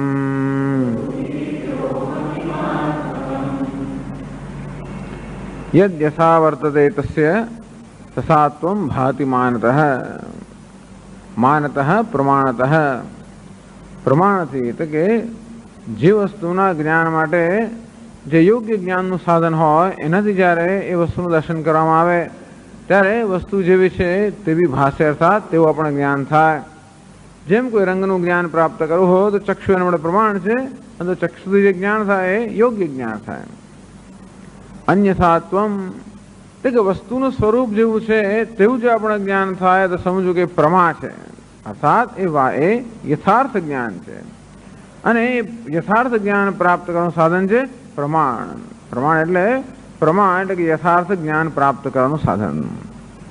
અન્યથાત્વમ ભ્રમેણેતિ, પરંતુ વસ્તુ છે અન્ય જો આપણે ભાષે તો ભ્રમેણ એ ભ્રમને કારણે છે. જેમ રજ્જુરૂપે ભાષે એને આપણે પ્રમા કહીએ, અને એ જ્ઞાન માટે આપણે જો પ્રમાણ જોઈએ, પ્રમાણ એટલે આપણી આંખો તો જોઈએ, જોડે જોડે વ્યવસ્થિત પ્રકાશ વગેરે હોય ત્યારે આપણને એ પદાર્થનું યથાર્થ જ્ઞાન થાય. પણ એ જ રજ્જુ આપણને જો સર્પરૂપે ભાષે તો એ શું છે? ભ્રમ છે. અન્યથાત્વમ ભ્રમેણેતિ, એક જ પદાર્થ પોતે છે એને કરતા બીજી રીતે જે એનું જ્ઞાન થાય એને કહેવામાં છે ભ્રમ. એવમ શ્રુતિ વિચારાત પ્રાગ યથા યદ વસ્તુ ભાસતે, અને તે જ રીતે શ્રુતિ અર્થાત ઉપનિષદ જે રીતે આપણને માર્ગ દર્શાવે છે એ રીતે ઉપનિષદની મદદથી જ્યારે આપણે આ જગતના કે સત્યના સ્વરૂપનો વિચાર કરીએ ત્યારે જ આપણને એનું યથાર્થ જ્ઞાન થાય. એવમ શ્રુતિ વિચારાત પ્રાગ, આમ શ્રુતિ પર આધારિત જે વિચાર થવો જોઈએ, વિચાર અર્થાત વસ્તુના સ્વરૂપ માટેનું અન્વેષણ, કે વસ્તુનું સ્વરૂપ કેવું છે, આ શું છે, આનું શું કારણ છે, આનું શું સ્વરૂપ છે. એટલે દરેક કોઈ વસ્તુના સ્વરૂપ પર અન્વેષણ કરવાનું નામ છે વિચાર. વિચારાત પ્રાગ, અને તે રીતે આ જગતનું શું સત્ય છે, એનું શું સ્વરૂપ છે, આત્માનું શું સ્વરૂપ છે, આત્માનું હું વિશેનું શું સત્ય છે. આ પ્રકારે વિચાર તો કદાચ આપણે જીવનમાં કર્યો હોય, પણ એ વિચાર ખરેખર શ્રુતિ એટલે કે ઉપનિષદ જે રીતે આપણે માર્ગદર્શન આપે એ રીતે વિચાર કરવો જોઈએ. આપણે સ્વતંત્ર બુદ્ધિથી વિચાર કરતા હોઈએ, અન્વેષણ કરતા હોઈએ તો ઘણીવાર ઉલટા સુલટા નિર્ણય પર આવતા હોઈએ છીએ, અને તેથી જે ભ્રમ હોય એને આપણે પ્રમાણ એટલે કે યથાર્થ જ્ઞાન માની લેતા હોઈએ છીએ. આ જીવનનો સૌથી મોટો પ્રશ્ન છે. જે ભ્રમ છે ને ભ્રમરૂપે જાણતા હોઈએ તો આપણને યથાર્થ જ્ઞાન પ્રાપ્ત કરવાની જિજ્ઞાસા જન્મે. જેમ કે આપણે ખોવાઈ ગયા હોય રસ્તામાં અને જાણીએ કે આપણે ખોવાઈ ગયા છીએ તો આપણે કોને પૂછીએ કે સાચો રસ્તો ક્યાં છે, કયો છે, પણ આપણે ખબર જ ના કે આપણે ખોવાઈ ગયા છે. આપણે ખોવાઈ ગયા હોઈએ અને આપણે એમ લાગે કે નહીં આપણે સાચા રસ્તે છે તો ક્યારે પણ આપણે કોને પૂછીએ જ નહીં. તેમ જિંદગીમાં પણ આપણે આત્મા વિશે અનેક પ્રકારના નિર્ણયો ધરાવીએ છીએ, જગત વિશે અનેક પ્રકારના નિર્ણયો ધરાવીએ છીએ. જગત સત્ય છે એવો સામાન્ય નિર્ણય બધાનો હોય, જે આંખોએ દેખાય છે સત્ય છે, જે નક્કર છે સત્ય છે, એવો બધાનો નિર્ણય છે. આત્મા અલ્પ છે, જીવ છે, સંસારી છે, દુઃખી છે, એવો આપણો અનુભવ છે. આમ આવા અનુભવોને કારણે અથવા આપણે જે માનીએ છીએ એવા અનુભવોને કારણે આવા અનેક પ્રકારના નિર્ણયો આપણા જીવનમાં હોય છે. એ નિર્ણયોથી આપણું જીવન સંચાલિત થતું હોય છે. વસ્તુ સત્ય હોય તો એક સાથે એક પ્રકારનો વ્યવહાર કરીએ, એને મિથ્યા જાણતા હોય તો બીજા પ્રકારનો વ્યવહાર કરીએ. આ સાચું સફરજન હોય તો એનો વ્યવહાર, મારી એના પ્રત્યેની દ્રષ્ટિ, એની સાથેનો વ્યવહાર એક પ્રકારનો હોય. આ મિથ્યા સફરજન હોય તો એની પ્રત્યેની દ્રષ્ટિ, એના પ્રત્યેનો વ્યવહાર જુદા પ્રકારનો હોય. એટલે આ સફરજન મિથ્યા છે એમ માનતો હોઉં તો એની પાસેથી સાચા સફરજન જેવી અપેક્ષા ના રાખો. પણ હોય મિથ્યા સફરજન અને મને સાચું માનતો હોઉં તો એની પાસે અપેક્ષા રાખો. જે અપેક્ષા પૂરી ના થાય તો મને નિરાશા જન્મે, એમાંથી અનેક પ્રકારનું દુઃખ જન્મે. અને તે જ રીતે આ સાચું સફરજન હોય અને એને હું મિથ્યા માનતો હોઉં તો પણ એ પણ દુઃખનું કારણ બને. કારણ કે પછી આનું જે મૂલ્યાંકન થવું છે, આનો જે આદર થવો છે એ આદર ન થાય, એનો અનાદર થાય. જે સત્ય છે એની સત્યતા ન જાણતા હોઈએ કે વસ્તુ મહત્વની છે એની મહત્તા ન જાણતા હોય તો અનાદર થાય. હોય કરોડપતિ માણસ અને સાંજ પડી છે, મિત્રો કોઈ મળવા આવ્યા છે, મોડું થઈ ગયું છે, એ પોતે જ ધારો કે પેલો આપણે ઘણી વાર લેંગો ચપ્પો ઘરમાં પહેર્યો હોય, ચાલ હું તને ઘેર મૂક્યા એમ કરીને એ ડ્રાઈવ કરીને મૂક્યા, આપણે એમ કે ડ્રાઈવર છે એમ કરીને આપણે ડ્રાઈવર તરીકે ગણીએ તો પણ અનાદર થાય. એટલે જે વસ્તુ મહત્વની છે એનું મહત્વ ન જાણીએ તો પણ દુઃખ, અને જેનું મહત્વ નથી એને મહત્વની માનીએ તો પણ દુઃખ. બસ જીવનનું બધું દુઃખનું આ જ કારણ છે. એટલે સમજવાની વસ્તુ છે કે જગતના પદાર્થોની કે આત્માની કે ઈશ્વરની જે સત્યતા છે, જે મહત્તા છે, જે મૂલ્ય છે, એ મૂલ્યને કે મહત્તાને કે સત્યતાને યથાર્થ રીતે ન જાણવાને કારણે જ બધા પ્રકારની નિરાશાઓ, બધા પ્રકારનું દુઃખ જન્મતો હોય. બાકી દુઃખનું વેદાંતની દ્રષ્ટિએ દુઃખનું બીજું કોઈ કારણ જ નથી. શેના માટે દુઃખ હોય? અશોચ્યાન અનવશોચસ્ત્વમ. હે અર્જુન, શોક કરવાનું કારણ નથી. તું વગર મફતનો શોક કરે છે. જગત માટે શોક કરે છે, મિથ્યા છે. મિથ્યાને મિથ્યારૂપે જાણે તો શોકનો વિષય ના બને. મિથ્યાને સત્યરૂપે માનીએ તો એ શોકનો વિષય બને, તો એ નિરાશાનો વિષય બને. અને સત્યને સત્યરૂપે માનતો તો એની અવગણના ન થાય. પણ સત્યનું એનું યથાર્થ ન જાણતો તો એની અવગણના થાય, તો એનો તિરસ્કાર થાય, એ પણ શોકનું કારણ બને. બસ જે સત્ય છે એની અવગણના, સત્ય નથી એને મહત્વ આપણા જીવનના મૂળભૂત પ્રશ્નો છે. એમાંથી બધા જ પ્રશ્નો જન્મે છે.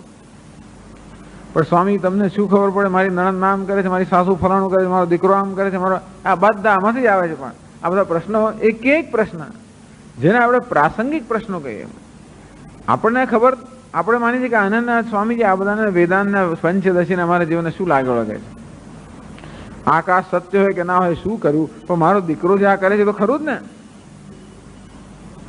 અને નોકરી નથી મળી એનું શું, મારી દીકરીને ફલાણ થયું એનું શું. તો આકાશ મિથ્યા છે એવું જાણવાને કારણે આ બધા પ્રશ્નો જતા રહેવાના છે. વેદાંત તો કહે છે કે મિથ્યા ને મિથ્યા જાણવાથી કોઈ પ્રકારનો શોક જીવનમાં ના રહે. બીજું બધું ભલે રહે, તો માથું દુખતું તો એ પણ દુખતું રહે, અને નોકરી ના મળે તો કદાચ ના પણ મળે, પરંતુ આ બધાને કારણે જે શોક જન્મે છે એ ન રહે. તો પછી બીજું શું? ધારો આપણે જેનો શોક હોય જ નહીં તો શું હોય? આનંદ હોય. જીવનમાં આનંદ હોય તો પછી શોક ના હોય તો આનંદ હોય. આ શોક જ જે છે ને એ જ આનંદ, આપણો જે સ્વાભાવિક આનંદ છે એ સ્વાભાવિક આનંદની અભિવ્યક્તિનો જો એક જ અવરોધ હતા શોક, એ ન હોય તો સ્વાભાવિક આનંદ હોય. પછી શું પ્રશ્ન જીવનમાં? એટલે એ રીતે આ જે અવરોધ દૂર કરે છે વેદાંત શાસ્ત્ર. આ રીતે વસ્તુની વાસ્તવિકતા છે, જગતની અને બીજાની જે વાસ્તવિકતા છે એ વાસ્તવિકતાના અન્વેષણ કરીને એ વાસ્તવિકતાના જ્ઞાન દ્વારા આપણા જીવનમાં જે આનંદમાં અવરોધ છે એ અવરોધ દૂર કરે છે. એ કે આનંદ નથી આપતો આપણને, પણ આનંદ આપવાની જરૂર જ નથી. જે આનંદ છે એની આડે અવરોધ દૂર કરે છે. એટલા માટે એવમ શ્રુતિ વિચારાત પ્રાગ યથા યદ વસ્તુ ભાસતે. શ્રુતિ અર્થાત ઉપનિષદ. તો ઉપનિષદમાં જે પ્રકારનું દર્શન છે, ઉપનિષદનો જે ઉપદેશ છે એ પ્રમાણે હું જ્યારે વસ્તુઓના સ્વરૂપનો વિચાર કરું, એની પહેલા મારા જે નિર્ણયો જીવન એમાં એવું છે ને કે બુદ્ધિનો સ્વભાવ છે કે દરેક વસ્તુનો નિર્ણય તો કરવો જ. બધા માટે દરેક જણને દરેક વસ્તુ માટે અભિપ્રાય તો હોવાનો છે. બુદ્ધિનો નિશ્ચય, બુદ્ધિનો સ્વભાવ છે. આના વિશે પણ અભિપ્રાય હોવાનો, આના વિશે કોઈ પણ એવી જગતની વસ્તુ જેના મારો અભિપ્રાય ના હોય. તો પૂછું દરેક જણને, ભાઈ નરસિંહ રાવ વિશે શું, ફલાણા વિશે શું, આના વિશે શું, વાજપેયી વિશે શું, જે હોય દરેક વિશે દરેકને અભિપ્રાય. તો આમ છે ને પેલો છે ને પેલો આમ છે. આત્મા વિશે શું, જગત વિશે શું, ઈશ્વર વિશે શું, બધા વિશે અભિપ્રાય. અને અભિપ્રાયથી જ ખરેખર આપણો વ્યવહાર સંચાલિત થતો હોય છે.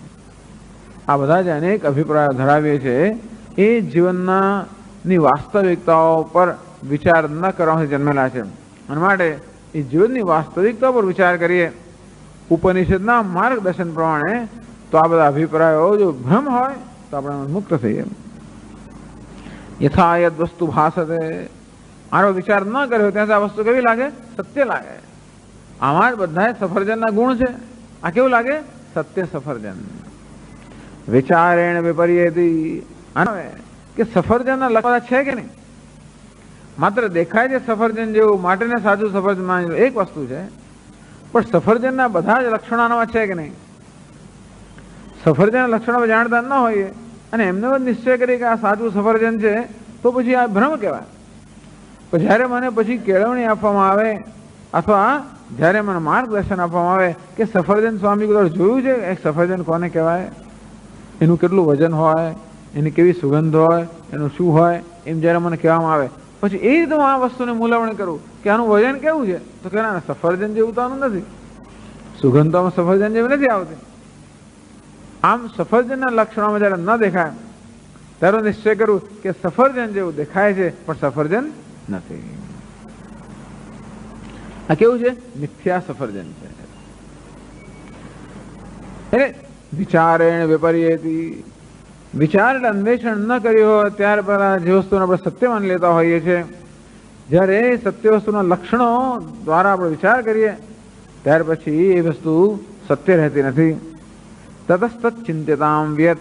અને એ રીતે આ જગતના સ્વરૂપ પર વિચાર કરવો જોઈએ. એટલે જગતમાં જગત પંચમહાભૂતોનું બનેલું છે અને માટે વ્યત એટલે કે આકાશ, એ આકાશ તત્વ જે છે એને લઈને વિચાર કર્યો. ભિન્ને વ્યત સતી શબ્દ ભેદાદ બુદ્ધેશ્ચ ભેદતઃ વાયુઆદિશ્વનુવૃત્તમ સત નદુ વ્યોમેતિ ભેદધી. પહેલા તો આપણે આકાશ છે એમ આપણે જાણીએ છીએ, અને આકાશ અને છે એ બંને આપણે સમાન માનીએ છીએ. એ સમજ આકાશ છે એમ જ્યારે કહીએ ત્યારે આપણા મનમાં આકાશની સત્યતા અને છેની સત્યતા સમાન છે. તો કે ના, આકાશ અને છે એક સમાન નથી, બંને જુદા છે. અર્થાત બંનેની સત્યતા જુદી છે. જુદાનો અર્થ આકાશ અહીં છે ને સત્ય ત્યાં છે એવું નહીં, પરંતુ આકાશની સત્યતા અને છેની સત્યતા એ જુદા જુદા સ્તરની છે.